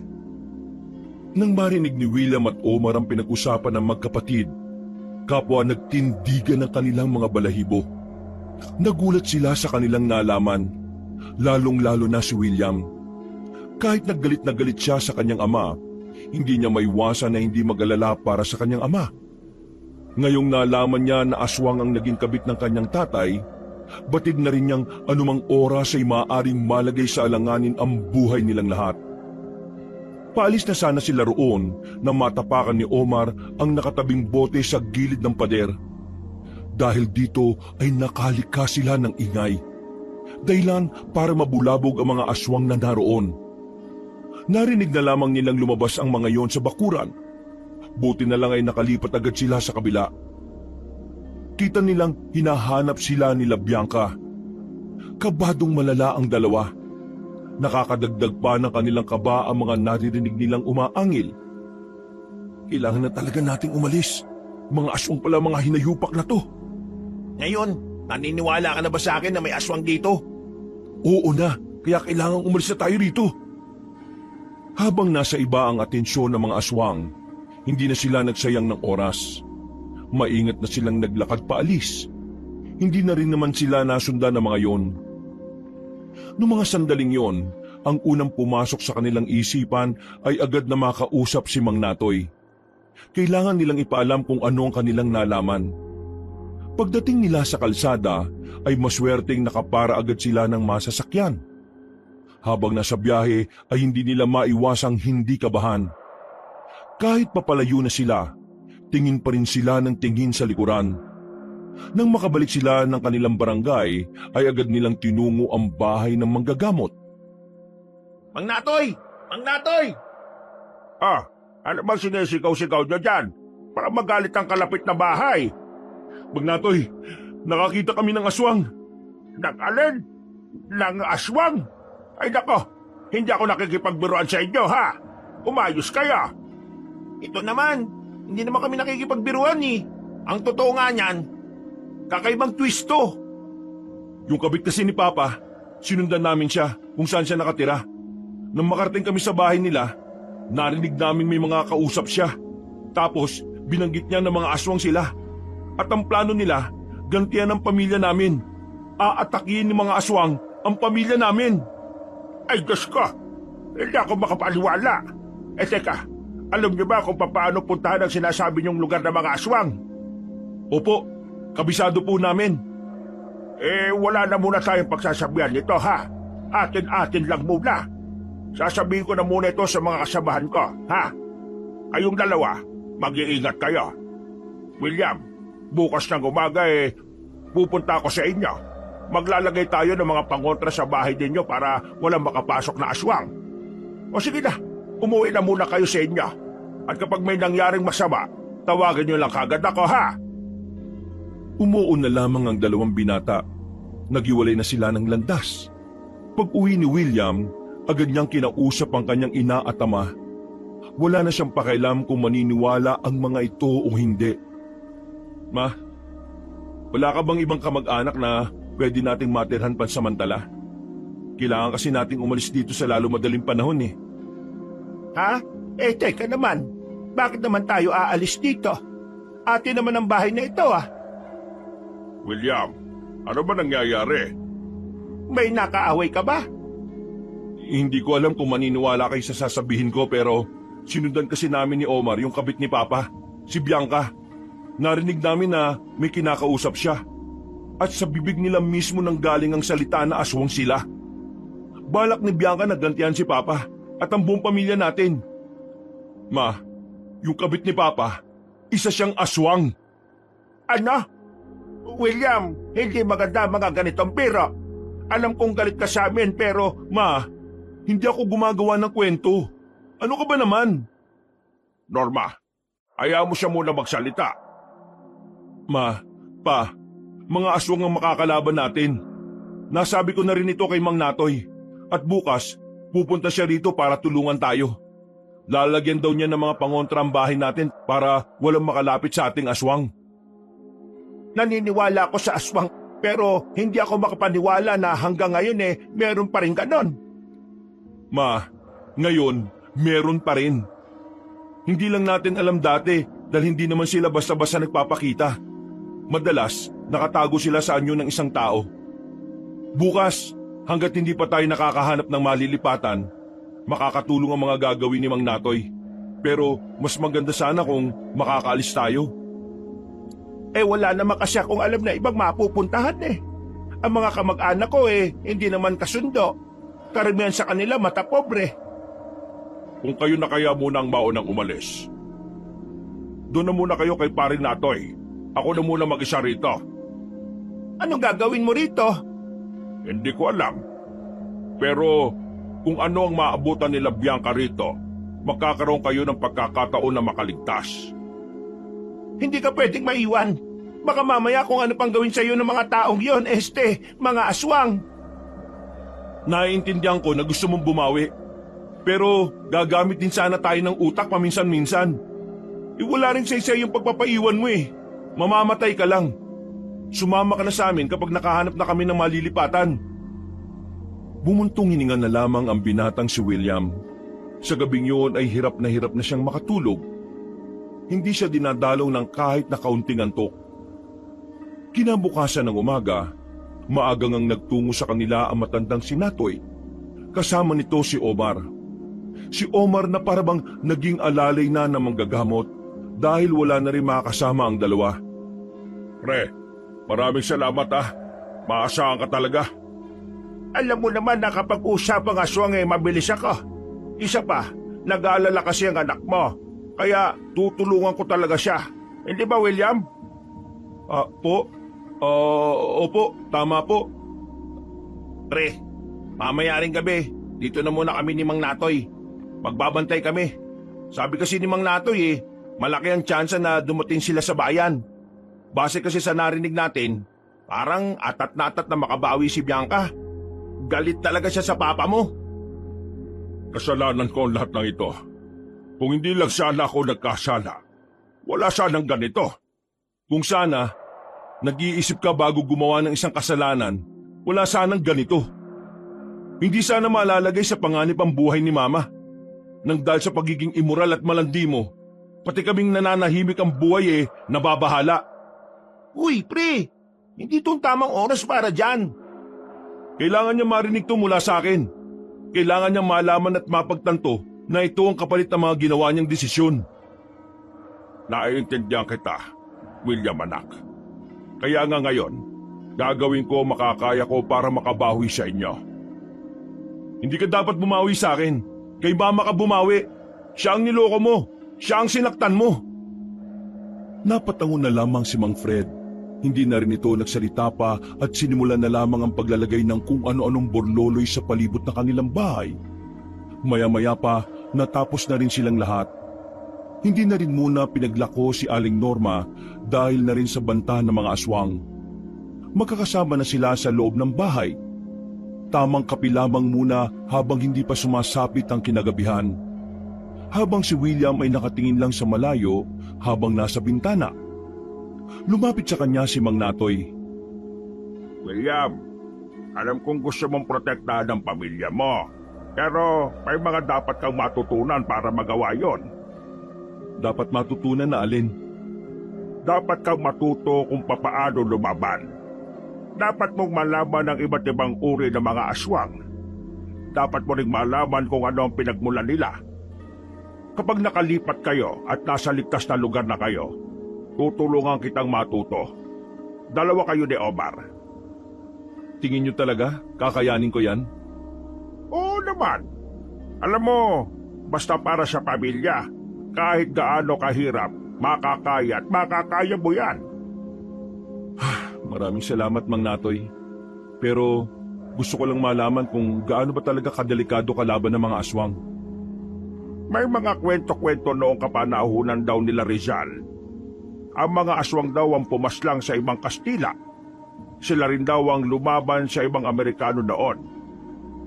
Wala namang katibayan kung totoo yon. Pero sa tingin ko, totoong nangyari yon. Kwento rin kasi yon ng lola ko dati.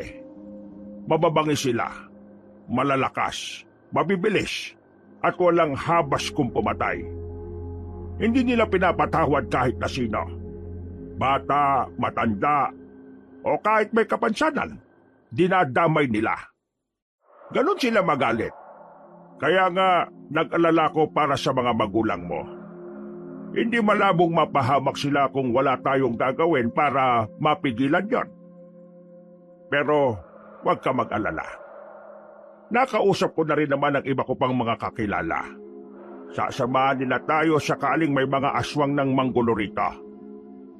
Matapos ang araw na yon, wala namang nagparamdam sa kanila na kahit na anong aswang. Nagtataka si Mang Natoy kung bakit. Dahil sa pagkakaalam ng manggagamot, ugali ng mga aswang na kapag naagrabyado, hindi nila pinatatagal ang gagawin nilang paggiganti. Pero dismayado sila ng mga sandaling yon.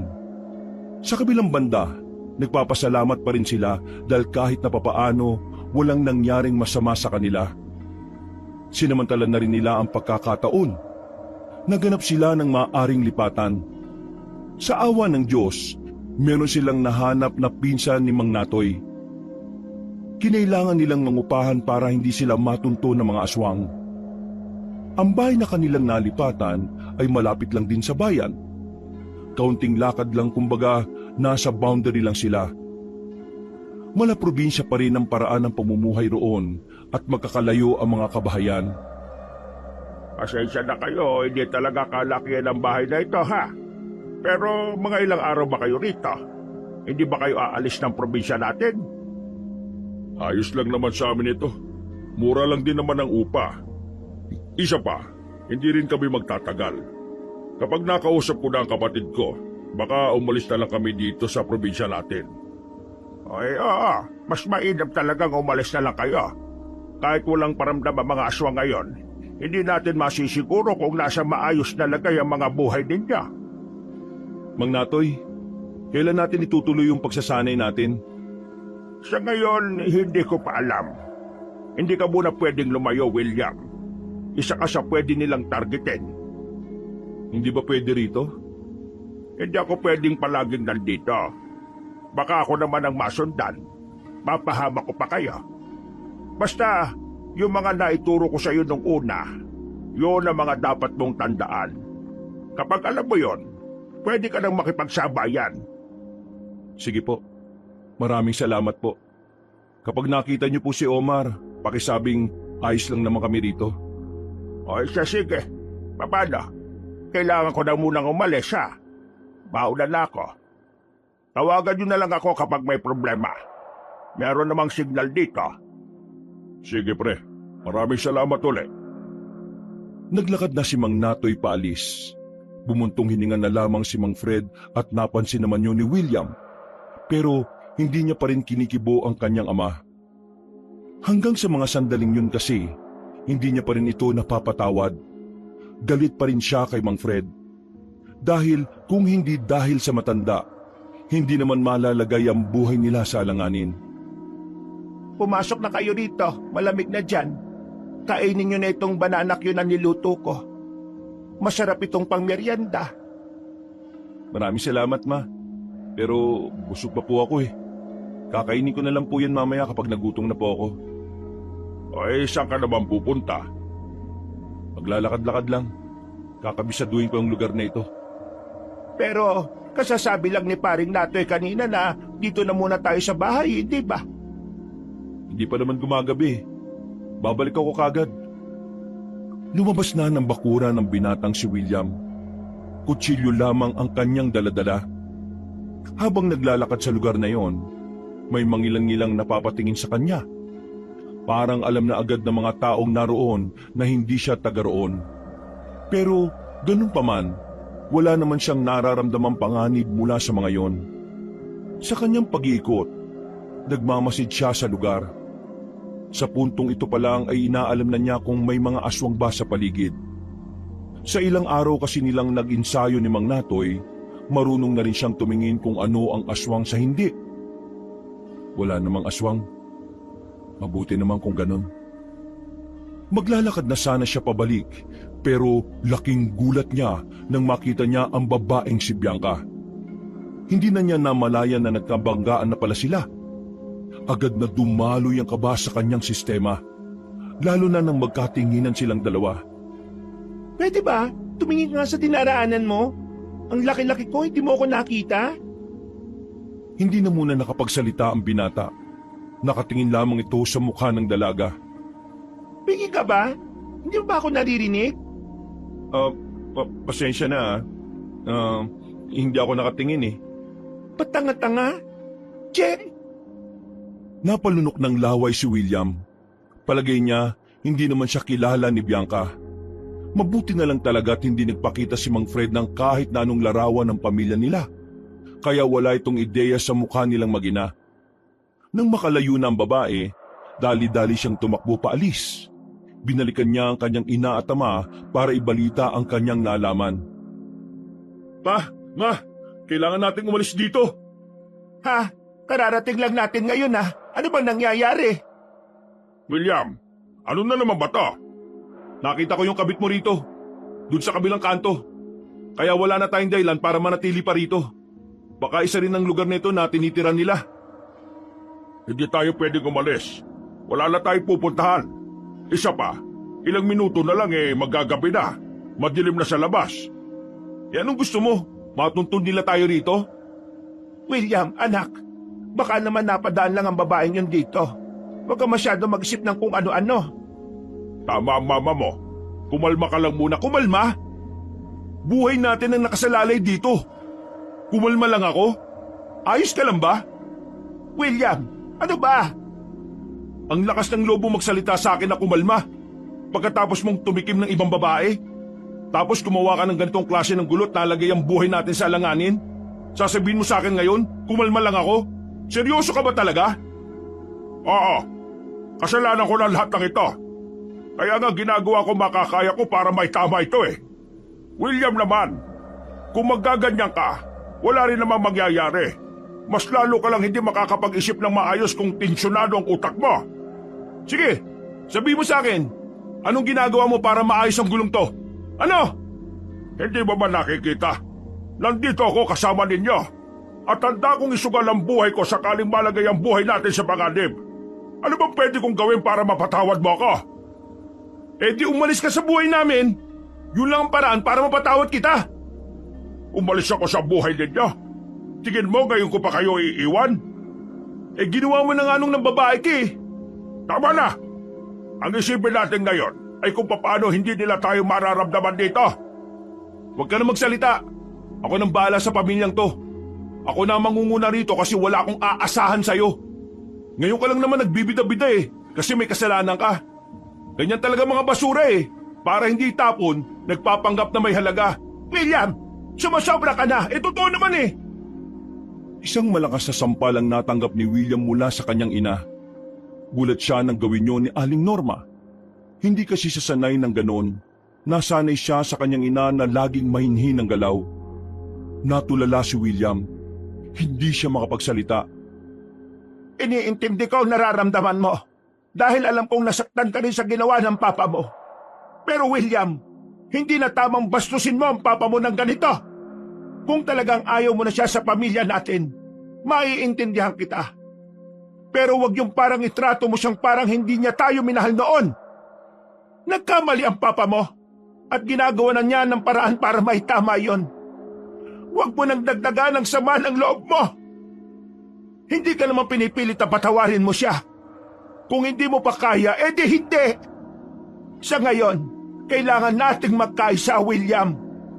O sige, kahit wag mo na kaming igalang, irespeto mo na lang ang sarili mo. Dahil alam ko, hindi ka naman ganyan. Napatalikod na lamang si William at napaharap sa bintana. Sa labas na lamang siya tumingin. Hindi niya kayang humarap sa nanay at tatay niya. Napagtanto niya rin kasing hindi rin talaga maganda ang kanyang inasal. Norma, hayaan mo na siya. Palipasin na muna natin ang init ng ulo niya. Kapag nahimasmasan na siya, saka tayo mag-usap-usap kung paano natin kukontrahin ang mga aswang.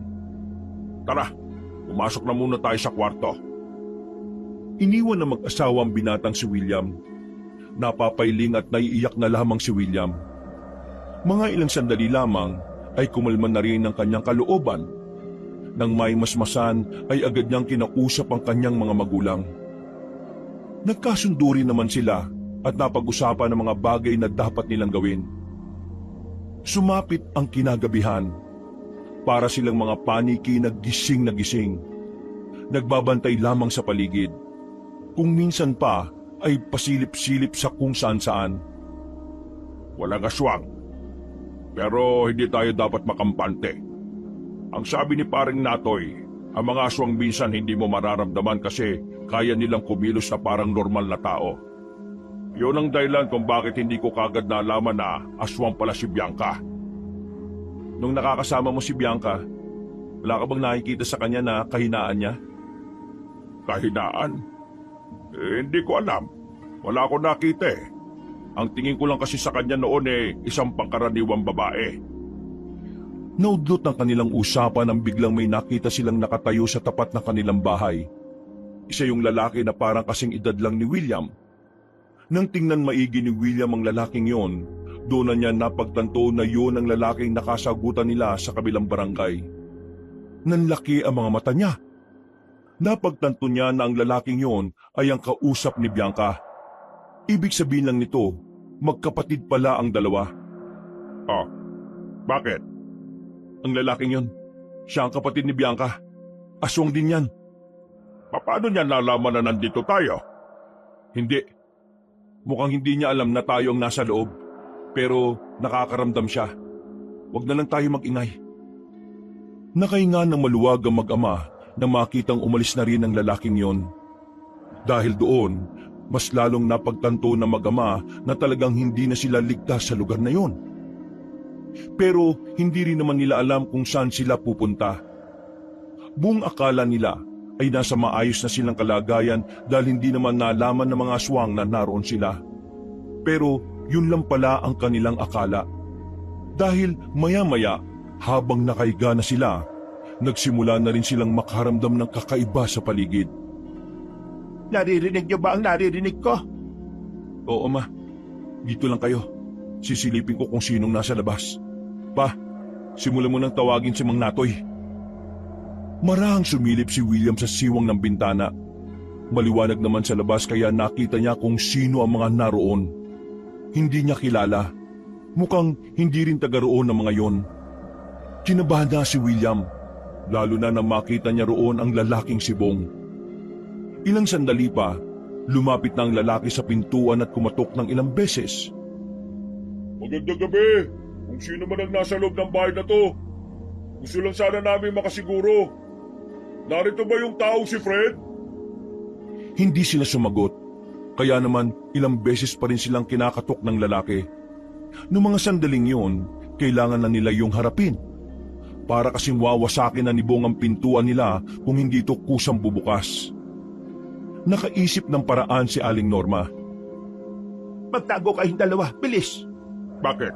Ano bang gagawin mo? Kakausapin ko. Hindi naman niya alam na asawa mo ko. Kaya hindi siya maghihinala. Mas lalo lang siyang maghihinala kung hindi natin siya pagbubuksan. Delikado yung sinasabi mo, May.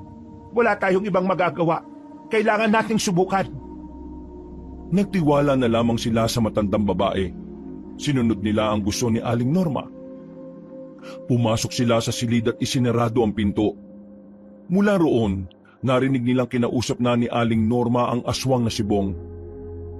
Bakit? Ano bang kailangan niyo at iniistorbo niyo ang tulog ko? Manang, may nahanap lang po kasi kaming tao. May nakatira po bang Fred dyan? Fred? Sino naman yon?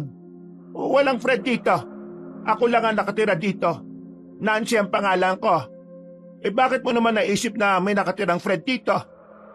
Sinabi kasi sa akin ng kapatid ko kung anong amoy niya. Amoy 50 anyos pataas. Naamoy ko siya kanina rito eh. Baka naman ako ang naaamoy mo. Pambihira tong binata na to. 55 na ako. Tumingin ang lalaking aswang kay Aling Norma ng seryoso at parang sinusuri ang buong katawan na matanda. Napailing na lamang ang aswang na yon. Pwede bang umalis na kayo? Kailangan ko na magpahinga at maaga pa ako kinabukasan eh. Sigurado kang walang Fred na nakatira dyan ha? Wala nga. Bakit naman makakaroon ng Fred dito? Yung asawa ko si Binoy. Patay na. Hukayin niyo sa libingan at tanungin niyo kung siya si Fred. Nagkatinginan ng mga aswang. Para bang kumbinsido na ang mga yon na wala nga ang taong hinahanap nila.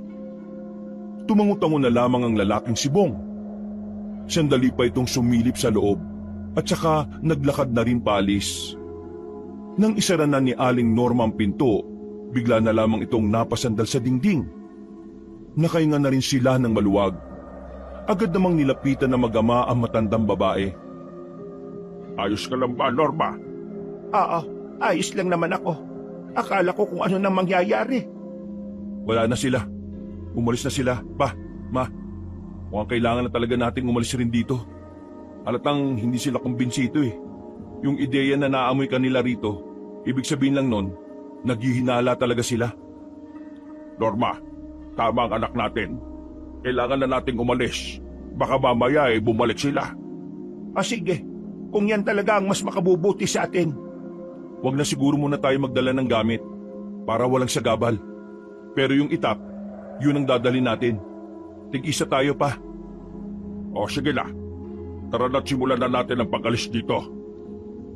Marahang binuksan ni William ang pintuan. Nang makita nilang wala ng tao sa bakuran, nagmamadali silang makalabas. Pero laking gulat nila nang biglang bumalik ang mga aswang. Humarang ang mga yon sa bakuran nila. Napatigil sila. Agad na pinagpawisan si William sa mga sandaling ito. Sinasabi ko na nga ba't sinungaling kang matanda ka eh? Etong Fred ang hinahanap ko oh. Ang asawa mong maggagamit sa katawan ng kapatid ko. O teka, ikaw, lalaki ka. Kilala kita. Tatay mo pala itong manyakis sa matandang ito. Kung ano man ang kasalanan ko, huwag nyo nang idamay ang mag-ina ko. Ako na lang ang kunin niya. Iyang kaso nga lang, sabi sa akin ni Bianca, lahat kayo dapat kong kunin. Wala siyang gustong itira sa inyo eh. Ganun magalit ang prinsesa ng mga aswang. Prinsesa siya ng mga aswang? Malamang hindi mo alam. Kasi ang pagkakaalam mo lang, isa lang siyang magandang babae at sexy, yummy na pwede mong pagsawaan. Ngayon, oras na para maningil. Katawan lang ang habol ko sa kanya. Pero siya naman ang nag-alok ng katawan niya eh. Inaamin ko nung una nagpunta ako sa beer house. Handa ako magbayad sa kanya. Pero ang ginawa niya, hindi niya ako pinagbayad. Hindi ko na kasalanan kung nahulog siya sa akin. Kasalanan niya, ang kapal ng mukha mo. Nangako ka sa kanya na kayo ang magsasama. Pero lahat ng pinangako mong yon, sinabi mo lang para magparaos ka sa kanya. Manyakis ka na matanda ka. Dapat sa'yo, pinuputulan ng ari. Oo. Subukan nyo lang lumapit. Di ako magdadalawang isip na itagato sa inyo. Huwag ka na magpakabayani. Alam kong hindi mo rin gusto ang ginawa ng tatay mo. Kung ako sa'yo, dapat masaya ka na mamamatay na siya ngayong gabi. Oo, may ginawang kasalanan si Papa sa pamilya namin. Pero hindi ako Diyos para hatulan siya kung anong dapat mangyari sa kanya.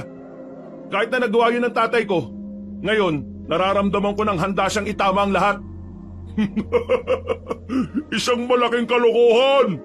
Ang mga kagaya ng tatay mo ay wala ng pag-asang magbago. Matanda na yan! Maikli na lang ang oras niyan para magbago. Kaya naman, hindi ko na hayaang makaabot pa siya sa oras na yon. Mga kasama, kunin niyo ang matandang yan! At ang mag-ina niya, patayin niyo mismo sa harapan ng matandang yan! Lalapit na sana ang mga aswang nang biglang humarang si William. Agad nitong tinaga ang dalawang aswang at tinamaan naman ang mga yon sa leeg. Nabigla si Bong sa nakita niya. Kahit ang mag-asawa rin ay hindi inaasahan na may kakaibang galaw ang kanilang anak. Akala nyo hayaan ko makalapit kayo sa mga magulang ko? Ako munang uunahin nyo bago mangyari yan. Talagang sinusubukan mo ang pasensya ko, ha? Nagbago ng anyo si Bong. Akmang lalapit na ito kay William nang biglang may naghagis ng gasera. Lumiyab ang apoy sa kanilang harapan. Mga ilang sandali lang, nakita na lamang nila si Mang Natoy na kasama ang iba pang mga manunugis. What's up mga aswangs? Nakita pa ni William si Omar sa gilid habang may hawak din na gasera. Agad na binato ni Omar ang hawak na gasera sa mga aswang. Ilan sa mga yon ang tinamaan. Nagpulasan ng mga aswang. Kahit na malakas na aswang si Bong, napilitan na lamang din itong umatras. Mga inutil! Atras! Agad na nag-alisan ng mga aswang. Para itong mga natatarantang pusa na hindi alam ang gagawin. Noong mga sandaling yon, tuluyan ang napanatag ang kalooban nila William. Ano pre, ayos lang ba kayo? Hindi ba kayo nasaktan? Hindi naman pre, pero buti dumating kayo. Tuluyan na nilang nalaman kung sino ang pamilya ko. Kaya nakakasiguro ako na sa mga susunod na araw mas lalo silang magiging marahas. Pasensya na pre. Hindi ko rin talaga alam na mahahanap nila itong lugar na ito. Wala kang kasalanan. Sadyang malakas lang talaga ang pang-amoy ng mga aswang na yon.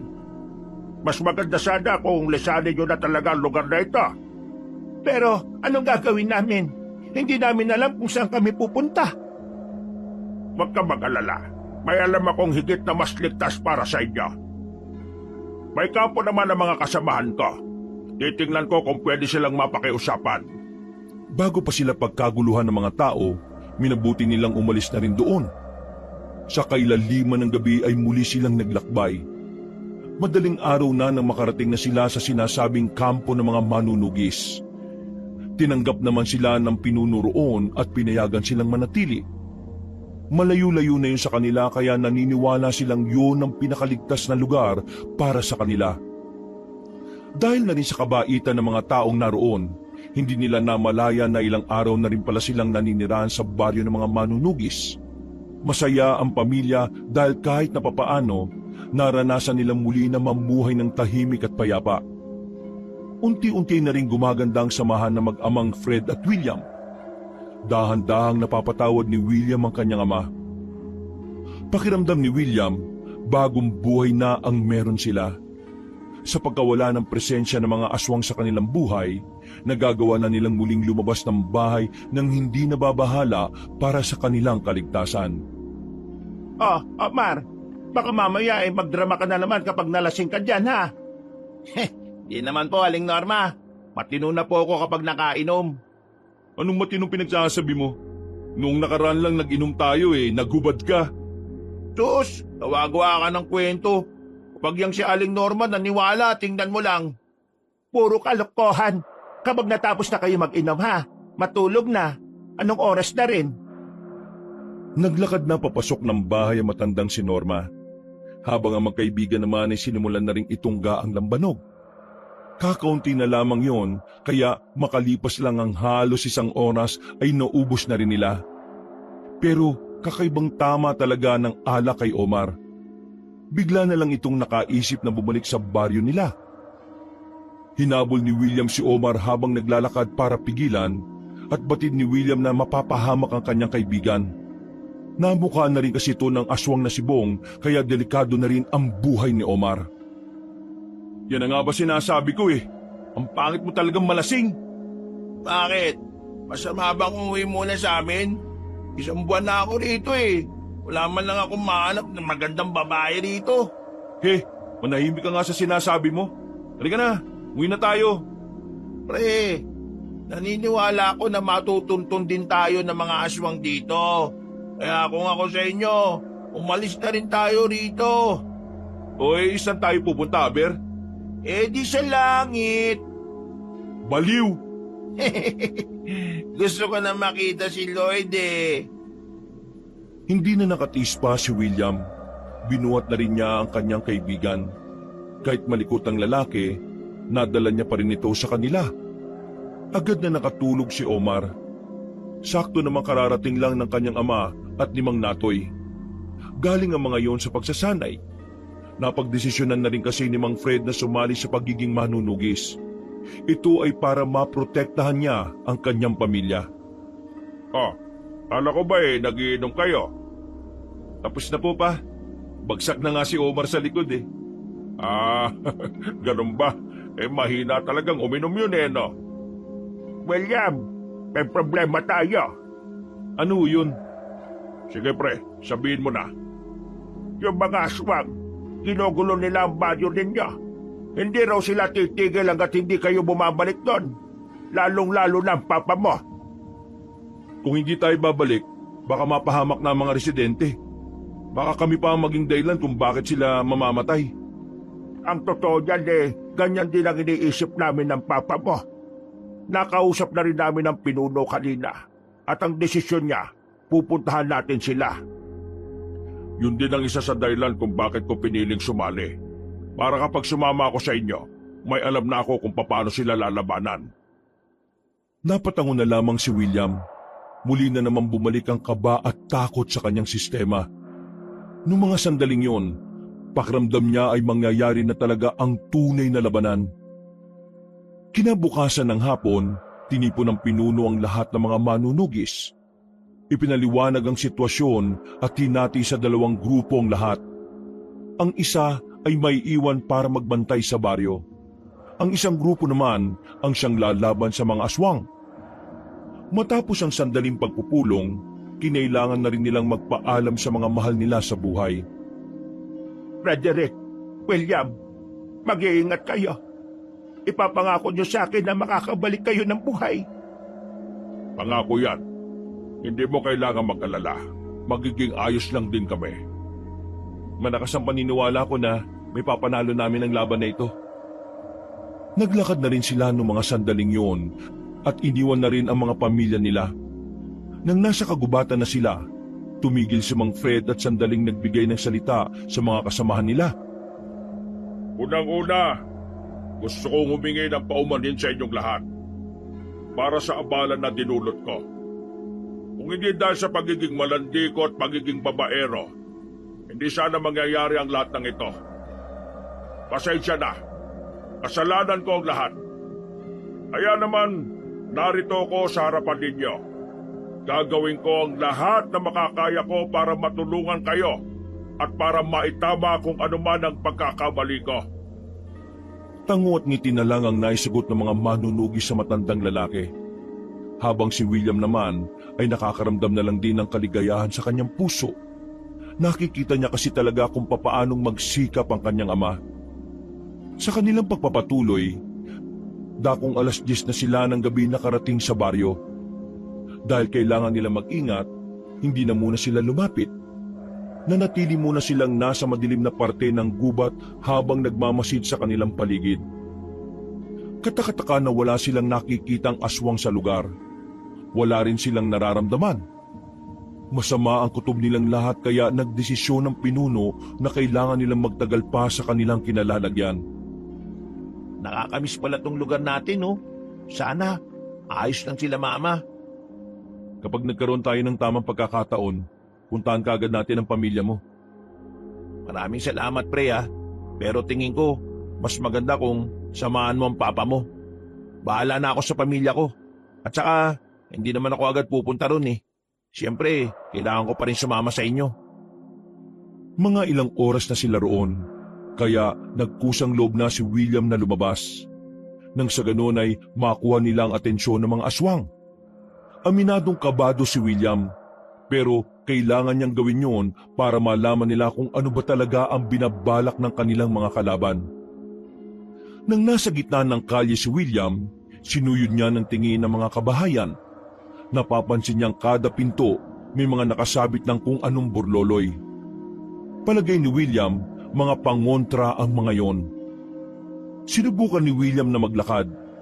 Nakasunod lang din naman sa kanya ang mga kasamahan niya, kaya kahit na papaano, hindi naman siya pinanghihinaan ng loob.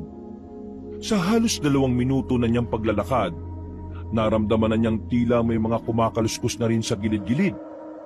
Hanggang sa may lumundag na isang aswang at nagtangkang makalapit sa kanya. Pero ang mga manunugis na may dalang pana, agad na pinukulan ng palaso ang mga aswang.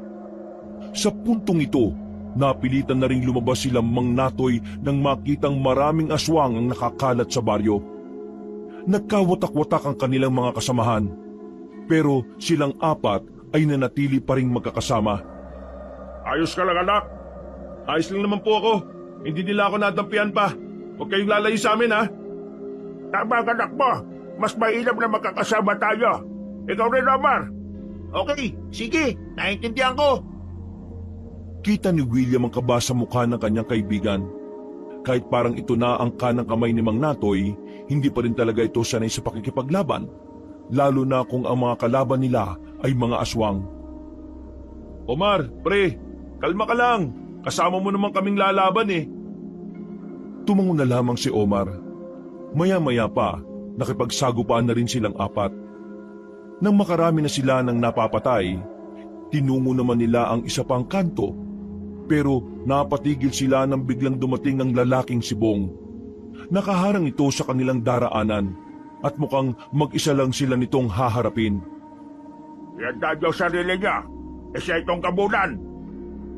Isang buwan niyo akong pinahirapan na mahanap kayo. Buti na lang at lumitaw din kayo mga mahihinang nilalang. Ikaw ang mahina. Kailangan mo pang gamitin ng mga tao para lang lumabas kami. Ikaw, madaldal ka. Dami mong alam eh, no? Itong papa mo ang pakay ko. Kailangan ko siya makuha kasi gusto ng kapatid ko, siya ang papas lang sa matandang yan. Bakit di mo nalang isama rito kapatid mo? Tamad pa siya maglakad? Isa pa tong tanga na to. Huwag ka na makialam. Daldal lang ang bag mo rito eh. Ngayon, kailangan niyo muna akong harapin. At sinisiguro ko, ikaw matanda ka. Makukuha kita at matitikman mo ang galit ng prinsesa ng mga aswang. Hindi nagsalita si Mang Fred. Ramdam ni William ang takot ng kanyang ama. Tinapik na lamang niya ito sa balikat para kahit na papaano ay lumakas ang loob nito. Bigla nang nagbago ng anyo ang lalaking si Bong. Pumangit na ang mukha nito. Humaba ang kulay puting buhok at nangitim ang buong katawan. Umangil ito ng malakas. Narinig yon ng ibang aswang at nakiangil na rin ang mga yun. Pagbabayaran niyo ang lahat ng kasalanan niyo sa kapatid ko! Lalong-lalo ka ng manyakis kang matanda ka! Bago lumusob si Bong sa kanila, merong kinuhang botelya si Mang Natoy sa kanyang maliit na bag. Binasag niya yon sa harapan ng aswang nakaharap nila. Bigla na lamang umubo-ubo ang aswang na yon at parabang nahihirapang makahinga. Sinamantala nila ang pagkakataon. Sabay-sabay nilang nilusob si Bong. Pero nagagawa pa rin sila nitong mailagan. Sa likod kayo! Sa likod! Tinamaan ni Mang Fred si Bong ng itak, pero mas lalo lang naggalit sa kanila ang aswang na yon. Tumalon ito ng mataas. Sandali itong nawala. Maya-maya pa, bigla na nitong nahawakan sa paa si Mang Fred. Pero buti na lang at alerto si Mang Natoy. Nataga niya kagad ang kamay ng gabunan. Pero hindi yun umatras. Nanggigil ito at si Mang Natoy naman ang pinagbalingan.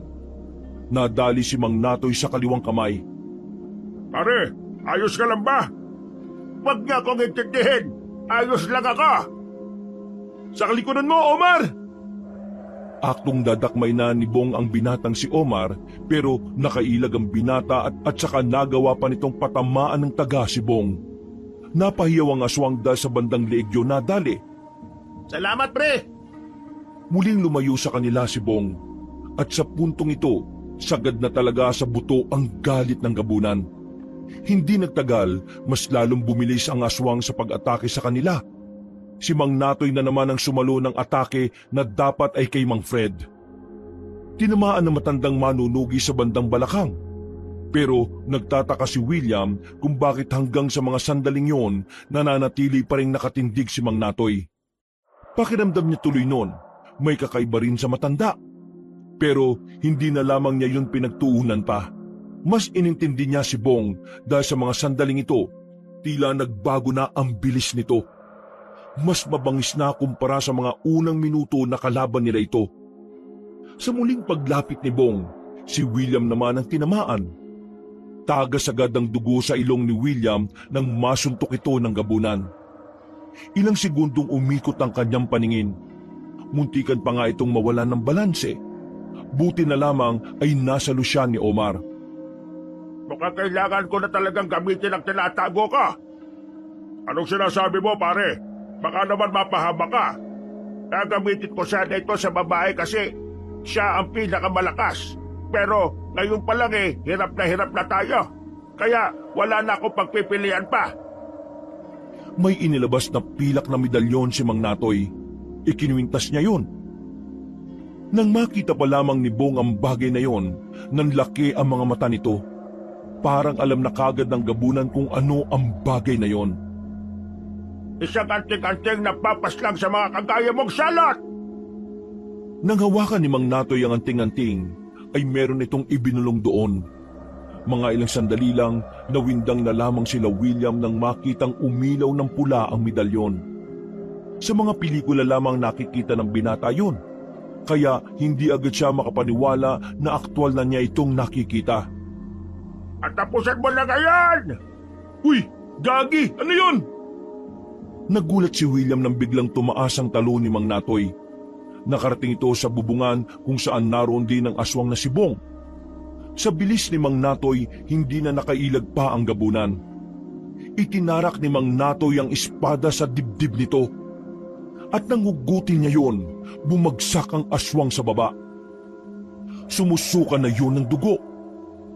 Pinilit pa rin makabangon, pero bumagsak lang ulit sa gitna ng daan. Masyado ka makulit, kaya ayan ang napalama. Mali ka ng ginawa. Ngayon nakita na niya ang anting-anting. Alam na rin niya kung paano niya yan kukontrahin. Nalugutan na ng hininga ang lalaking si Bong. Wala pang ilang minuto, dumating ang babaeng si Bianca. Mahaba ang kulay itim nitong buhok, habang ang buong katawan naman ito ay sobrang puti. Parang kakulay na ng gatas kaya kitang-kita ang mga ugat nito. Namumula din ang mga mata ng babae. Mahaba ang kuko at ang dila nitong matulis. Mang Natoy, ano namang klaseng aswang yan? Hindi ko alam. Ngayon ko lang nakita ang isang yan. Nilapitan ni Bianca ang kapatid na wala ng buhay. Buong akala nila William ay bubuhatin ni Bianca si Bong at iiyak. Pero iba ang nangyari. Nagulat sila nang biglang tapakan ni Bianca ang ulo ng kanyang kapatid. Wala ka talagang kwenta kahit na kailan, kuya. Pero ayos lang naman dahil malakas na ako ngayon at hindi na kita kailangan. Paano mo nagagawang ganyanin ang bangkay ng kapatid mo? Napakawala mong puso! Nakita na naman tayong muli, mahal kong Fred. Itigil mo na to, Bianca. Walang magandang patutunguhan ng ginagawa mo. Fred, nababaliw na ako sa iyo. Hindi ko alam kung anong meron kang matanda ka. Pero pakiramdam ko, hindi ko kayang mabuhay nang wala ka, Fred. Sumama ka na sa akin. Gagawa tayo ng masayang pamilya. Gaya na napag-usapan natin. Hindi ako sasama sa'yo. Masaya na ako sa pamilya ko. Tinanggap nila ako kahit na nakagawa ko ng malaking kasalanan sa kanila. Kaya naman, hindi ako papayag na masayang lang ang pagkakataon na binigay nila sa akin. Mahal ko ang pamilya ko, Bianca. Kaya nakikiusap ako sa'yo.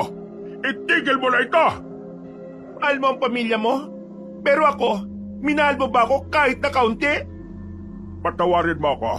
Pero katawan mo lang talaga ang habol ko noong panahon na yon. Dahil makasarili ako noon. Wala akong ibang iniisip kundi ang pansariling pangangailangan lang na katawan ko. Manahimik ka!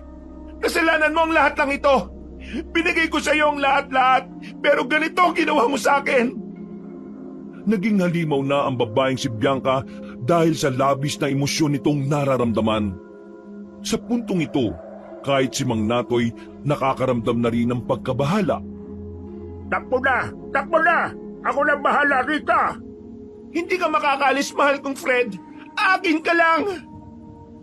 Akmang aalis na sana sila William pero bigla na lamang humaba ang buhok ni Bianca. Pumulupot ito sa paa ni Mang Fred. Agad itong hinila palapit kay Bianca.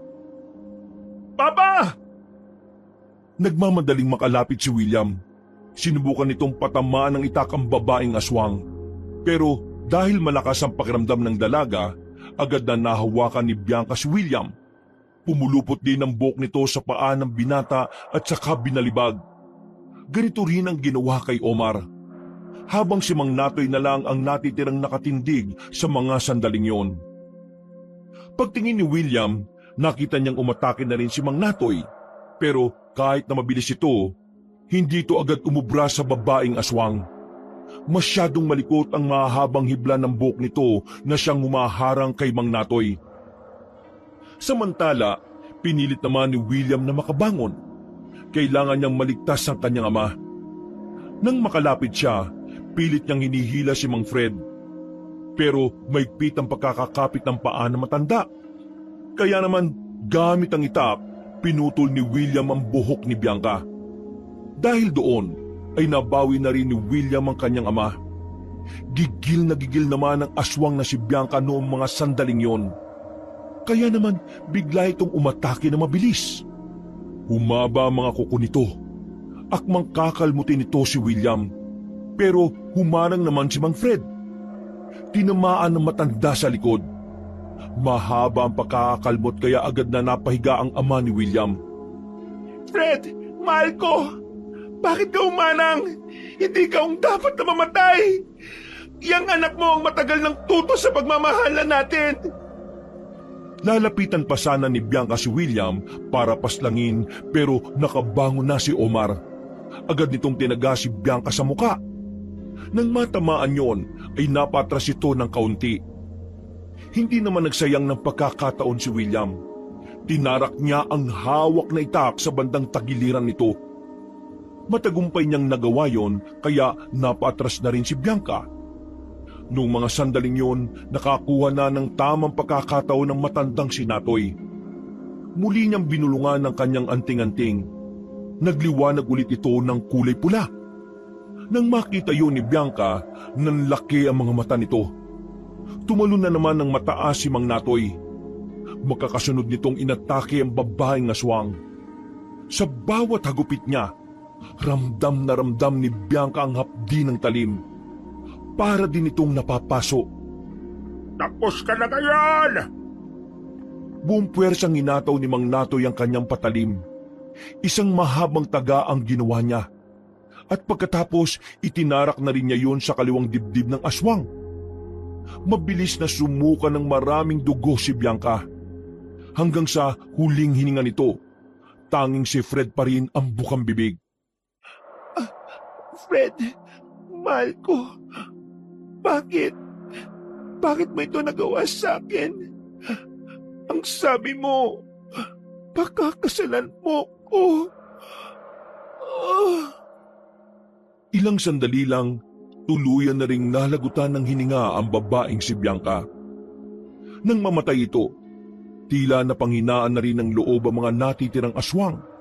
Kaya ilang minuto lang ay naubos na rin ang mga yon. Agad namang nilapitan ni William ang kanyang ama. Wala na itong malay sa mga sandaling yon. Kaya naman hindi na sila nagsayang ng oras. Marami ng dugo ang nawala sa kanyang ama kaya kailangan na nilang maitakbo ito sa ospital. Gamit ang tricycle na nahiram lang nila sa residente, tumungo sila sa ospital. Mabuti na lang at nakarating kagad sila kaya naasikaso na rin si Mang Fred.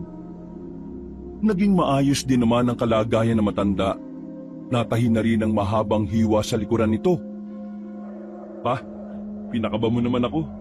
Hindi mo na dapat ginawa yun eh.